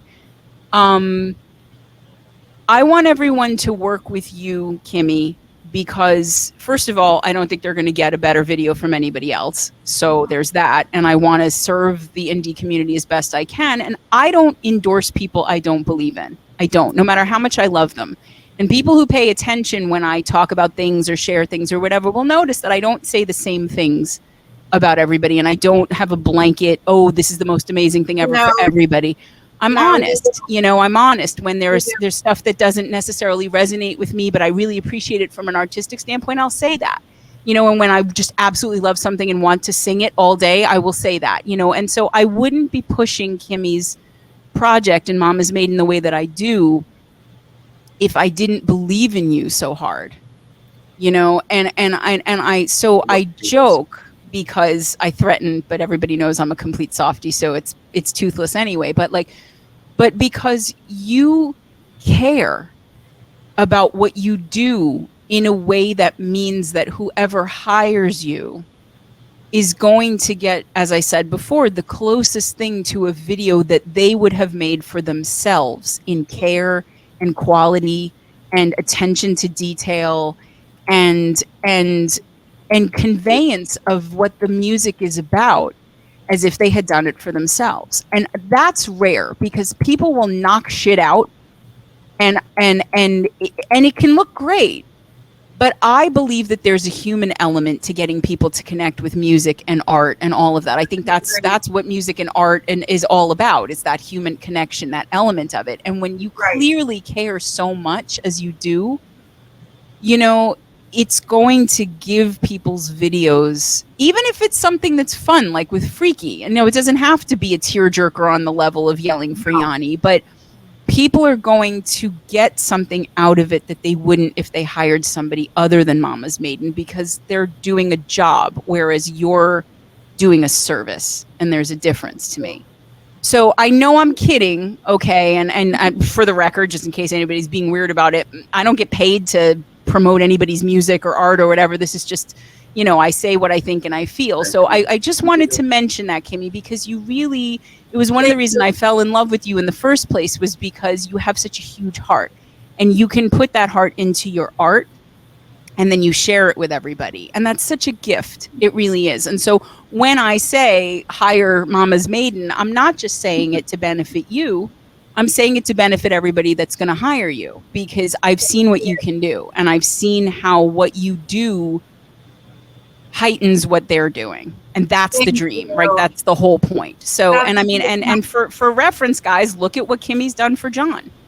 The Superposition videos are amazing, and the songs are amazing. So it all works, what I mean? It all works together. So that's my very long-winded TED talk or whatever. But because I don't want people to think I'm shilling or whatever. I'm not. I genuinely mean it. So we know, and thank you so much. Oh no, you're very welcome. We love you guys so much. No, we love you too. It sounds like we're wrapping up. We're not. We're getting there, but we're not. But so before we do what I wanted to get to here, because we have to save Kimmie because she's going to need Kleenex. But so we've gone through a lot already, but I want to sidestep a bit here, because John, you just came out with a collab with one of my favorite bands ever. Okay. Anger Overdose. My favorite band ever.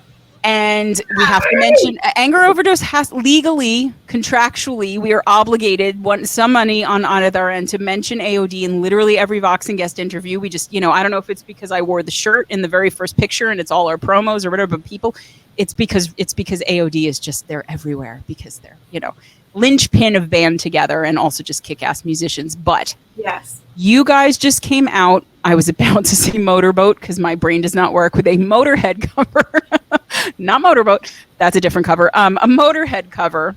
And it is so fucking badass, and I love it so much. So and it is great because in the chats for this show, you and Rob have been saying to each other for like 2 months now, Yep. it's time to play the game, Rob. It's time to play the game, John. And I'm like, what the fuck are they on about? And then I was like, oh, well, wait, maybe it's the Motorhead thing. But I didn't put it together that you guys were covering it for some reason. Because again, the hamster does not always spin the wheel up here. But so before you talk to me about it, this is the treat, guys. We're hours in and it's song again. Okay. We're going to play the game. So why don't you just very quickly before we roll it, talk to me a little bit about how you and AOD decided to do this, and then we'll spin it, and then we can chat a little more when we come back. Okay. Now, Bob, correct me if I'm wrong, but I believe this is how it went down.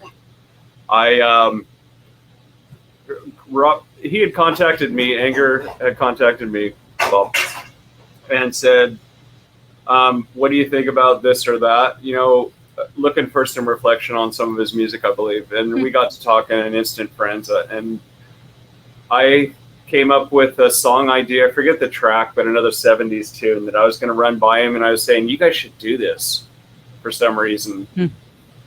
It just spoke to me of I think it was just a song that I thought they should do. Okay. And we talked about that a little bit. And then he had came back with a retort of possibly doing this one. And I said, sure, you know, and my vocals tend to, you know, some of it sounds a little bit like Lemmy. So we thought it was a good fit. And, yeah. We started working on it probably a good 3 months ago, a couple months ago. It's been a number of weeks that we started doing where we just took a nice, easier approach about it, and I sent him some stems, and we worked on it a little bit when we could, and here and there. And the rest of Anger got in on it. Yeah. And including some new members. Oh, yeah.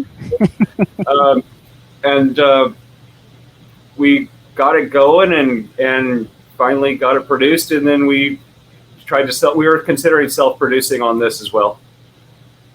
And I got to tell you, the copy that was just before this last one that we got was gold. It would have been great. Okay.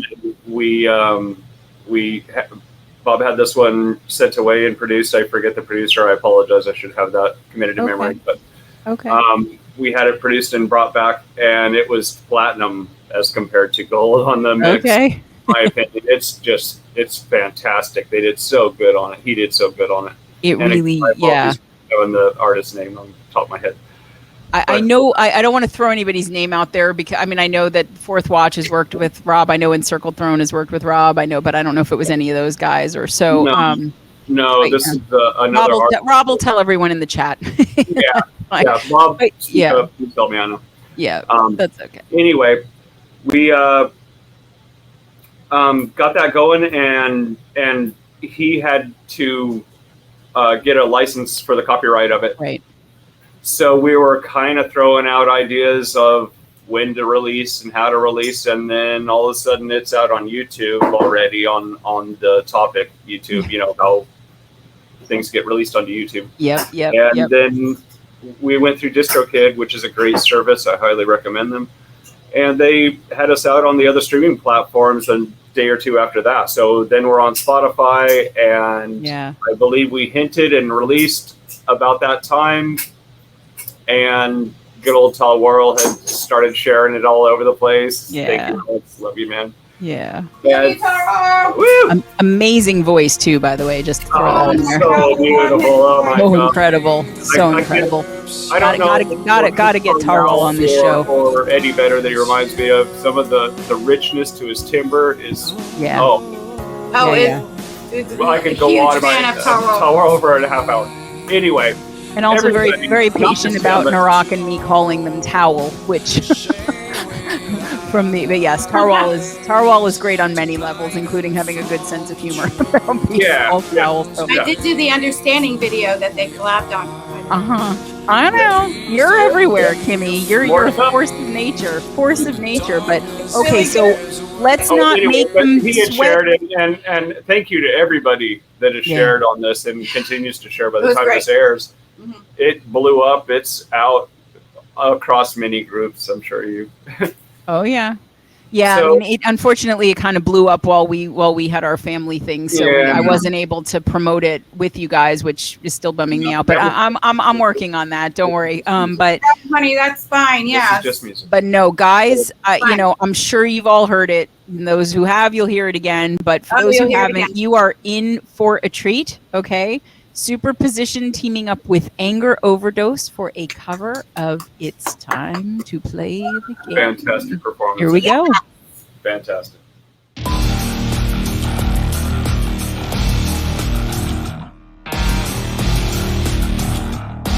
Time to play the game. It's time to play the game. Time to play the game. It's all about the game, and I am playing. It's all about control, and if you can't take it, all about your debt. If you can't pay it, it's all about the pain, and who's gonna make it? I am the game. You don't wanna play me. I am control the way to change me. I am every step the way you can pay me. I am the pain, and I know you can't take me.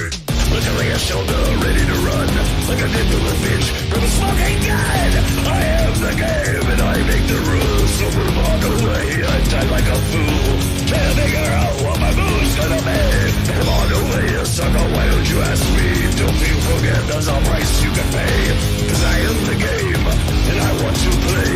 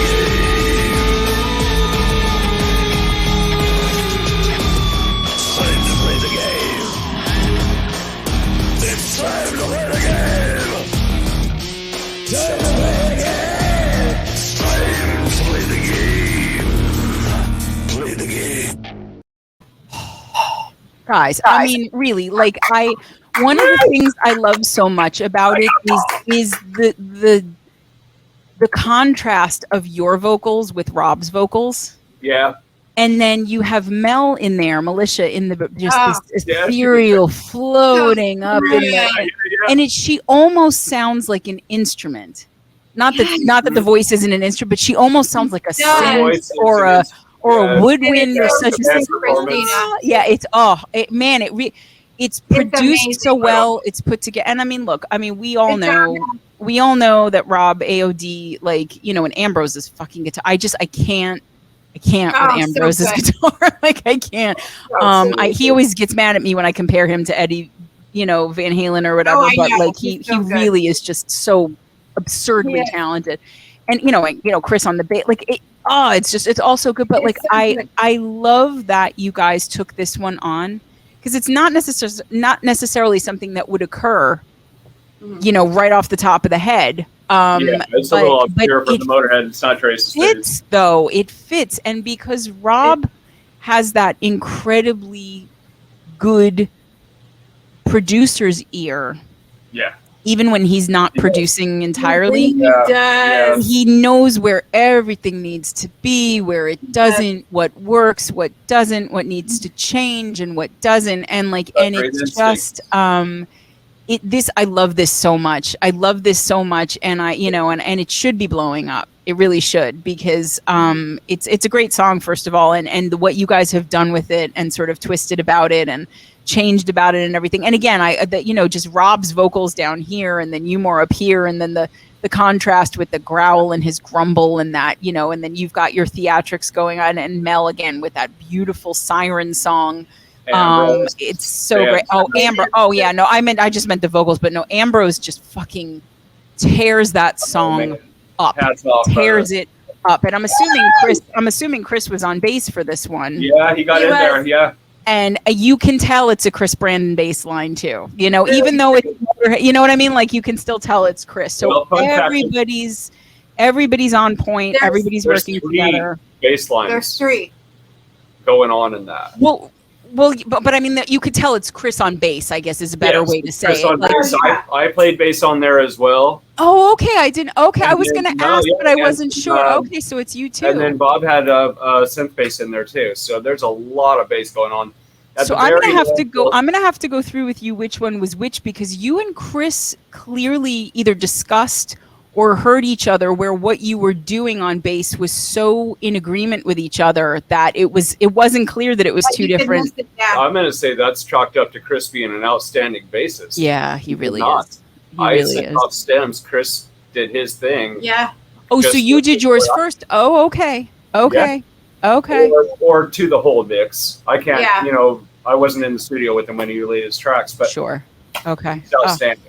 Yeah. Oh, yeah. No. Nice no. guy. I mean, you bring AOD, you start with top notch. You bring Superposition, you start with top notch. You put it together, and then you have Mamas in there, fucking way stratospheric. Where are you even going from there? It's like, no. And really, I mean, like, all the collabs that you guys do and everything that's coming and everything, like, it's just, I'm so glad that especially Kimmie with you, that you're getting so many people pulled in here, because the other thing that I love about it is that you do different kinds of music, you do different genres, and so it shows people that there can be a video from Mamas that will work, and it's not just the metal community that can use you, or it's not just the rock community that can use you, or it's not just, you know what I mean? Like, you can do whatever for anybody, and that I think is also that, and the fact that you guys are all, we're all family, as we've said. And so all these collabs that are coming out with these artists, where I'm like, oh, I cannot wait to hear what these two people do together. And like little bit of whatever. Every day. Yeah. Rob and I are kind of besties. So my Scully boy will send me some insider info on the regular about things. So I tend to hear things early, or early versions of things or whatever. And when I heard you guys were going to work together, it was like, I gotta hear what that is, and he didn't tell me what it was going to be, which I was glad for, actually. So a little bird told me that you picked up right away on who it was and what it was when you heard this.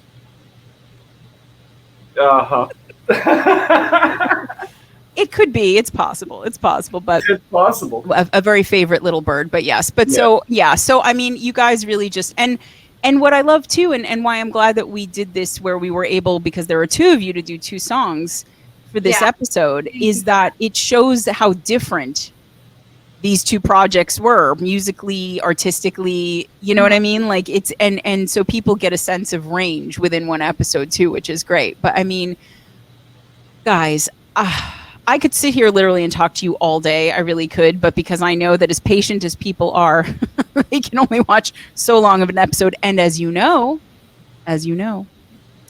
we do end every show, as you know, with a little segment that I like to call It's Hot. It's hot. In the Vox Seat. So hot. And now, of course, in the chat, everybody's going, my seat. This is it. You've heard about it. You've seen it. You've heard the questions. And now you're in it. You're in the Vox Seat. Oh, no. And here we go. Now, I'm going to take a guess, because of who you two are as people, that as familiar as you are with these questions, you did not plan your answers. I'm just going to take that guess. And so I am very interested to hear. And we're going to have to... We were did. going to. Well, I did. he did a little bit, but I planned some. That's okay. We'll just pretend you didn't. Or maybe I'll change the questions just to fuck you up. But no, it's okay. There you go. So Oh! okay, so what is the airspeed velocity of a swallow? No, but okay, so Yellow. first question. Okay, All right. I'm going to do this in two different ways. So John, Yes. actually, I'm going to do this in three different ways. Oh, ha! Here we go. So you tried to prepare, and I have foiled you. So here we go. John, if you had to describe Superposition's music in 5 words or less, what would you say? That's one. No, I'm kidding. Really? No. That one too. That's 2. There we go. Really? No, I'm kidding. I'm kidding. Go ahead. Great fun with breakfast meats. Great fun with breakfast meats. Are you really going to go with that? No. What does No. that mean? What? It's something that Mana said one Yeah. day, Yeah. and Jorma Jormunginger. Fuck, Oh, I can't. Jormunginger. That snake guy. I said it wrong. I said it I wrong. don't know. I'm going with Mana. Pummeling force. Wait, what was the first word? Pommeling. Pommeling. Ooh, that's Force. a good word. Pummeling Force. force. Okay. Of sheer heart attack. Okay. We'll hyphenate heart I like attack that. for you. Okay. Pommeling heart attack. force, sheer heart attack. Okay. Wow. Okay. That's wow. Okay, I like that. That's very okay. Okay. Plagiarizing Queen there a little bit, but that's all right. Oh, I don't get the reference. Which song is that? Sheer heart attack. Oh, duh. Yeah, I don't know that one. That would have made more sense. Okay, now. So listen to it today. Well, yeah, I know. You know, You're just I 17. have to listen to that, and I have homework again. I always have homework. So okay, so now here's where I'm gonna fuck everything up. You ready, Kimmie? If you had to describe Superposition's music Oh! in 5 words or less, what would you say? That's going to go 3 ways. Oh. John naked, crouching with feces, right? No, we're not. We're not gonna go there. If you insist.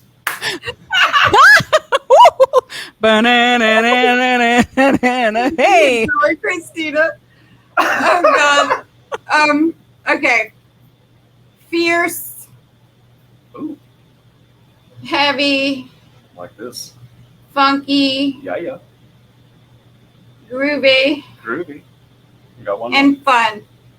Look at that. See? Look at that. On the spot, and she did it. And I like all of those words. I mean, the breakfast meats answer was definitely my favorite of the 3, but we'll okay, so now Studios. now Miss Kimmie, Okay. if you had to describe your art in 5 words or less, what would you say? Ooh. Oh wow. Very girly. I'm Very, girly. very girly, Colorful. colorful. Sexy. Sexy. Uh-huh. Shut up, John. I'm taking sexy away. That wasn't your word. That was her. That was not your word. That was John's word. Okay, very girly, colorful. I punished you, John. Whoopsh. Oh gosh, I don't know. Okay, talk about your art as if you weren't the one making it, because I think you're restricting yourself because you don't have enough confidence in that bit of it. So give me the other 2 words based on if you were just looking at this and this were someone else's art. Okay. See, that solved everything. Rich and vibrant. Yeah. Okay, there we go. I like it. Okay. That helped. Thank you. You're very welcome. I think a lot of people, when they look at their stuff through the lens of it being their stuff, Yes. they see it differently. So I when I see people stuck like that, I like to see if taking that lens off helps, and I'm glad that it did. So all right, now soup. You ready? if you had to describe Kimmie's art in 5 words or less, the first one I assume being sexy, Sexy. what would the other 4 be? Brilliant. Oh. You're so getting some You're after crawling. this interview. Riveting. Okay, wait. Sexy, brilliant, sexy, sexy, brilliant. What was the third one? Enthralling. Enthralling, riveting. And what was the last one was what? Fun. Fun. Okay, look at that. Look at that. You felled her. Look, she's done. She's Thank collapsed. you. It's a collapse, and you see now we bring it all together. Yeah, that works. Okay, all right. So you've done it. You've had to do more work than everybody so far. You had to come up with 2 sets of 5 words, but I'm glad I asked you each about the other because I think I think it's good for you to hear it from each other too in this format. So Yeah. okay. Okay. So John, your favorite thing about being a musician? About just being a musician. Yeah. Or you know a Chicks dig it. chicks. One in particular. Okay. So first we get like a joke answer, like the breakfast meats or the chicks, and then we get the real answer. All right. So what's the real favorite thing about being a musician, or is that really it? The chicks. It's the only cathartic process I've found that works. Okay. I That's hear you. That says it all. I totally And can that's relate to that. Specific to being a metal musician too. Oh yeah, super cathartic. I think, especially when you get to scream like that. All right, Miss Kimmie, your favorite thing about being an artist, or you could answer your favorite thing about making videos for artists. Whichever question or both that you prefer is fine by me. Your favorite thing about what you do. Just the creative process altogether. I just love to create anything. Mm. And I would do it all day if I was able to. I would just do it all the time. Oh yeah. Okay. Just be creative. And it's therapeutic. It's Yeah. very good for your soul. Okay. So you guys share that then, the cathartic, Yeah. aspect of it. Yeah. Okay. All right. So flip side, John, least favorite thing about being a musician. Least. If you have one, and not everybody Yeah. does. Anticipation of something I want to do, a release, probably anticipation of a release at this point. Okay. From the way that I'm approaching music at this point, is Okay. anticipation of release. Yeah, both of them, the EP and the album, I was so wanting to let it go by the time I let it go. Mm-hmm. Just wanting to get it out there. Not sick of it, but wanting to get it out there. Just Finally. bated Yeah. breath. Yeah. Yeah. And is it- that's not really a con as far No. as No. Well, that's why I was going to ask you, since it's within the context of something that you dislike, is it anticipation? And it doesn't sound like it is, that people won't receive it the way you want it to, or is it just having to wait to get it out there? That's getting it out there. Yeah, Okay, no, just butterflies or anything like that. No. Well, that's good. If that's the worst, The process is so long, and it's finally, by the time you just want to get it done and get it out there. I probably won't push myself like that ever again, because I got the EP out in October and then I wanted to have the release out in May. It And was a lot. Even with songs that existed already, it was a lot to take on in that time It was frame. a lot, yeah. Yeah. so it was a big want to get it done, want to get it out there. Okay. This next one that's coming, I'm going to take my time on it. I'll probably release it about the same time, but I'm going to take a lot more time. And being how things are easier on this attempt, because I did it last year a couple times, I'm sure it'll go a lot faster. So I'll be able to stretch the time or compress the time, however that would be. But Right. do a Wait lot longer, more. but have it take less time to get it done. That's Yeah. sort of the dream. For Okay. that album, it was a lot. Do you have a sense of when the next one is coming? Oh, I'll give you a date. Do it. Give me a date. May 8th. Okay. Yeah. Okay. So we've got No, there will be another- most of a year. That's the next album. But that's like a full album, though. That's the next. Okay, 10 but you're going to release singles then. I'm going to have two singles he's coming gonna, out. Yeah, he's going to do some other We haven't stuff. even mentioned this, but I'm doing a Black Sabbath cover that'll be out in a few weeks. Might be out by the time this airs. Ooh, well, this is November 7th, so Okay. I mean, September 7th. September 7, yeah, it'll probably be out. It'll I knew probably it was a word that be ended in burr. Yeah, by the time this airs, So it'll Children be out. of the Sea, Black Sabbath cover, It's really good. Dio was Very singing on it. And it's you had mentioned a walking bass line a long time ago in this interview, and I'm happy this is going so long. And that is a walking bass line from hell. It was the hardest, as a bassist, it was the hardest aspect of this song. I could see that. Not knowing the song, but knowing Sabbath, I could see that. Absolutely. So, okay. But a good challenge, I assume. Good challenge for you? Yeah, it was a great challenge. And I knew that it was going to push me to the point where I wanted to be as a lead guitarist as well, because Tony's doing his thing all through Ozzy's career, and Tony was Tony at the first album, but by the time he got to Dio, this is a excellent benchmark, and I knew once I get this down, I'm going to be where I want to be on all fronts. That's very. So I like that choice then too, because it wasn't just about getting a song done; it was about getting your musicality to a new place where you wanted it. So that's what I said too. Yeah. That was impressive to me because he wants to get better. That's it, because you could have picked something that was lower hanging fruit, and put that out and had it been a snap. So to me that makes sense in the context of this whole conversation that we've had, because even within the EP and the album, we've seen you progress, from one thing to another, add elements, as we said, and all of that. And so, it's very meta to have you pick something where we can see something new that we didn't even know that you necessarily could do yet. So I'm when that comes out, promise me you'll tag me in that, okay? Because Facebook doesn't anything. Yeah. Facebook will hide it from me, and I'll get my 50,000th notification that such and such page that I've never interacted with has tagged me and all of their followers about some sandwich that they're fucking eating, but I won't get your song released, and then I'll be mad. I'll make sure that you see it.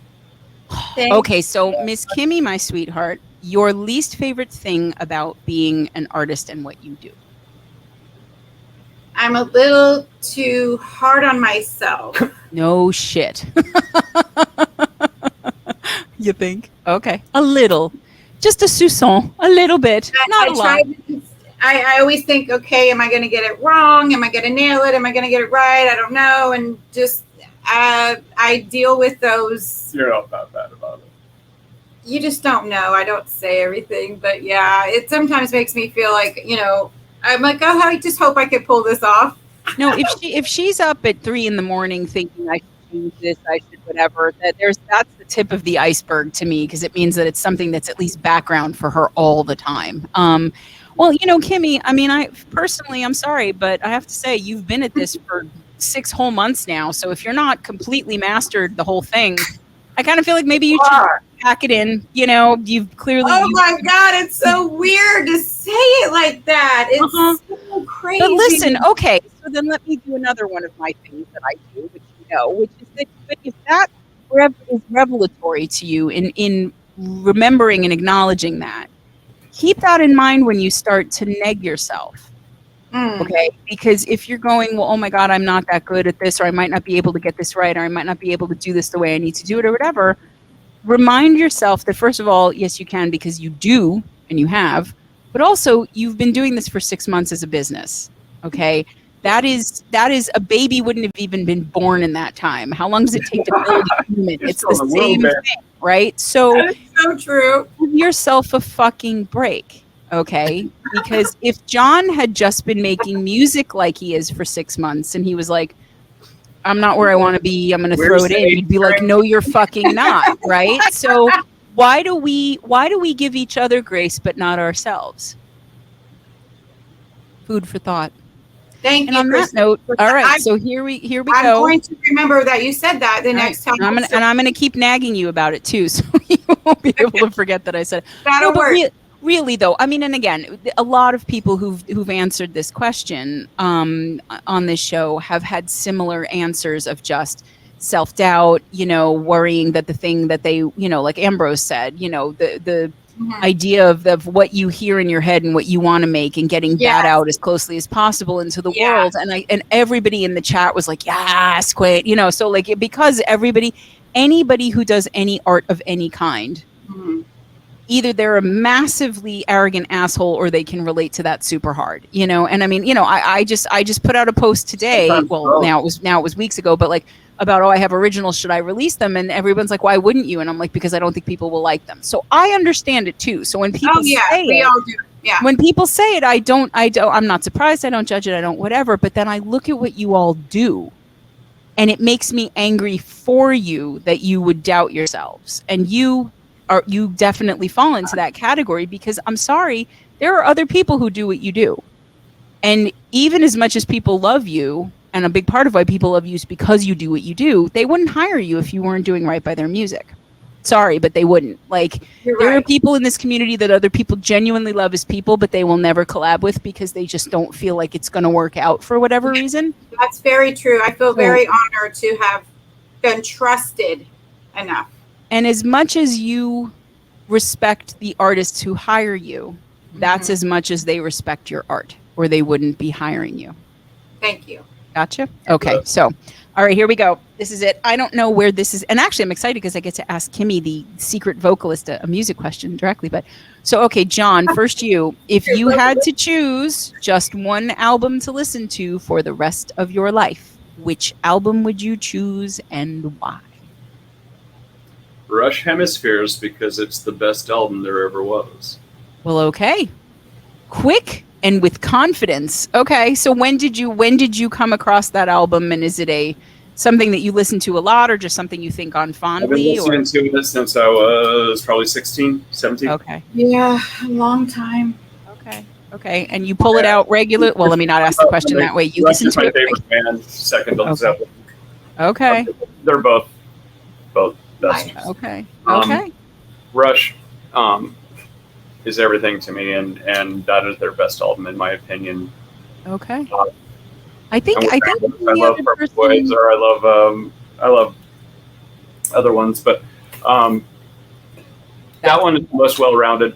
Is probably the concise answer. Okay.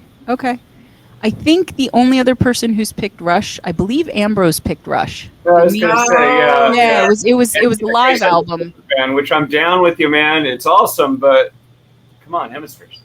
Okay, now it's on. Ambrose, if you're in the chat, you and Gluten Frog and Master Beats and Lord Satan have to go toe to toe with John here on this one. But okay, so yeah, so you're gonna laugh, but my introduction to Rush was the whole Roll the Bones era. Yeah, I love that show. It was great. Yeah, it was definitely not peak, but still very good. But so when I looked back and I was like, oh, okay, there's all this other stuff that, but yeah. But anyway, okay, all right. So now, Kimmie, I don't really think I can ask you like if you could only bring one like digital art program to a desert island or whatever, or like only look at one artist. But so I'm gonna ask you if you could only pick, because you're married to a musician and you apparently sing, which you didn't know you did, but now we all do. What would your one album that you could only listen to for the rest of your life be, and why?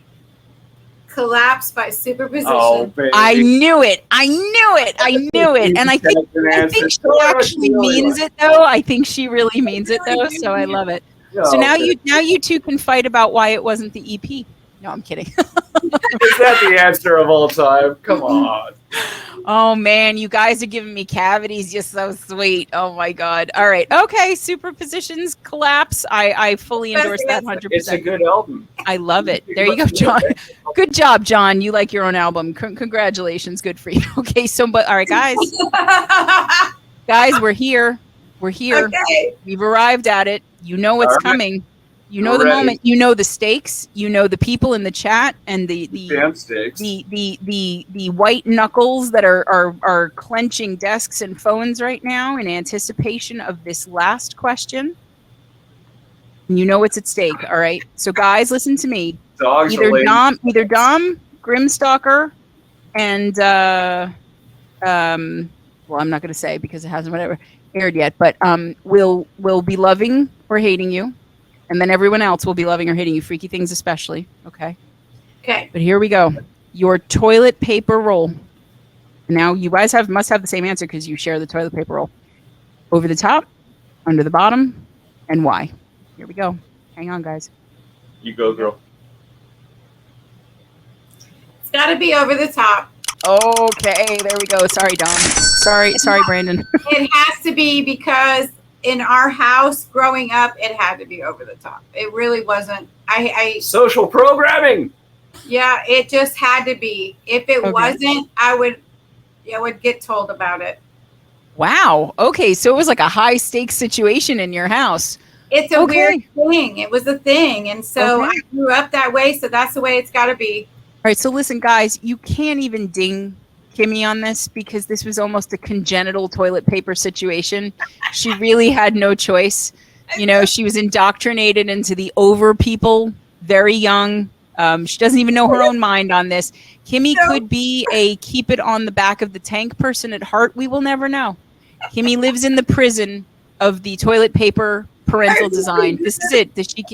So nobody's allowed to flame her on that one. Jonathan, is it the same thing for you? Is this, I know it might be over in your house because otherwise, the structure of the universe collapses, but is that your is that your instinctive answer? Or would you have been an under guy? Were you an under guy and then you met Kimmie and she flipped you over, or what's the deal? I myself personally prefer over, so that it works out well for our household, yes. Now under, I would give the chance if it's approximately 2.5 inches away from the wall. Now this is going to require a little bit of an extension kind of toilet paper holder. But if it's up against that damn wall, as much as I am for spider love, I'm not for that concept. And if it's 2.5 inches away, we're cool. So I guess as the roll gets smaller, it gets more acceptable if you're up against the wall kind of guy. Wow. So first of all, if he's still awake, JD from Death Pigeon is shouting yes because he was the one who mentioned the bug thing in the first place. Also, John, being the first person ever historically to make the case for how much 2.5 inches can make a difference in someone's life. Not. Let me tell you. Heyo!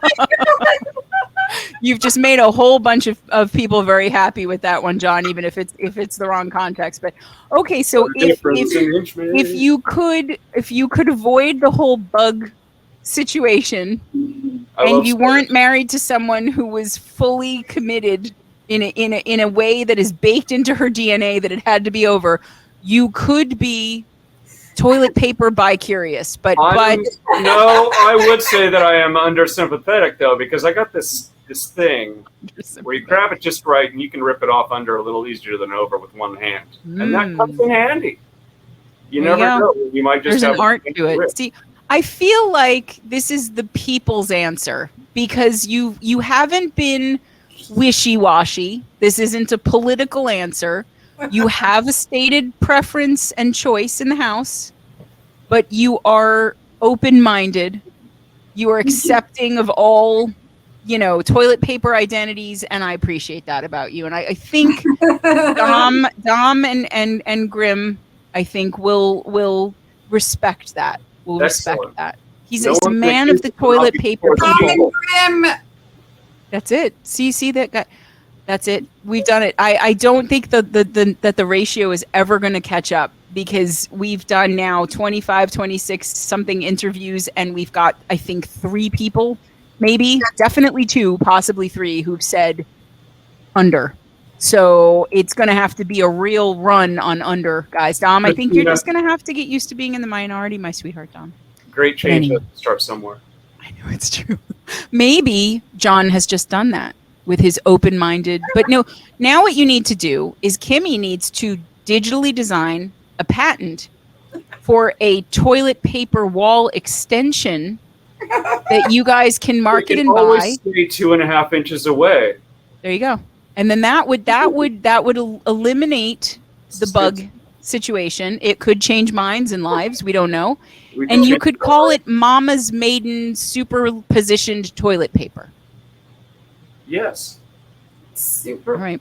I'm only going to ask for a small cut of the profits on that one. Oh, gosh.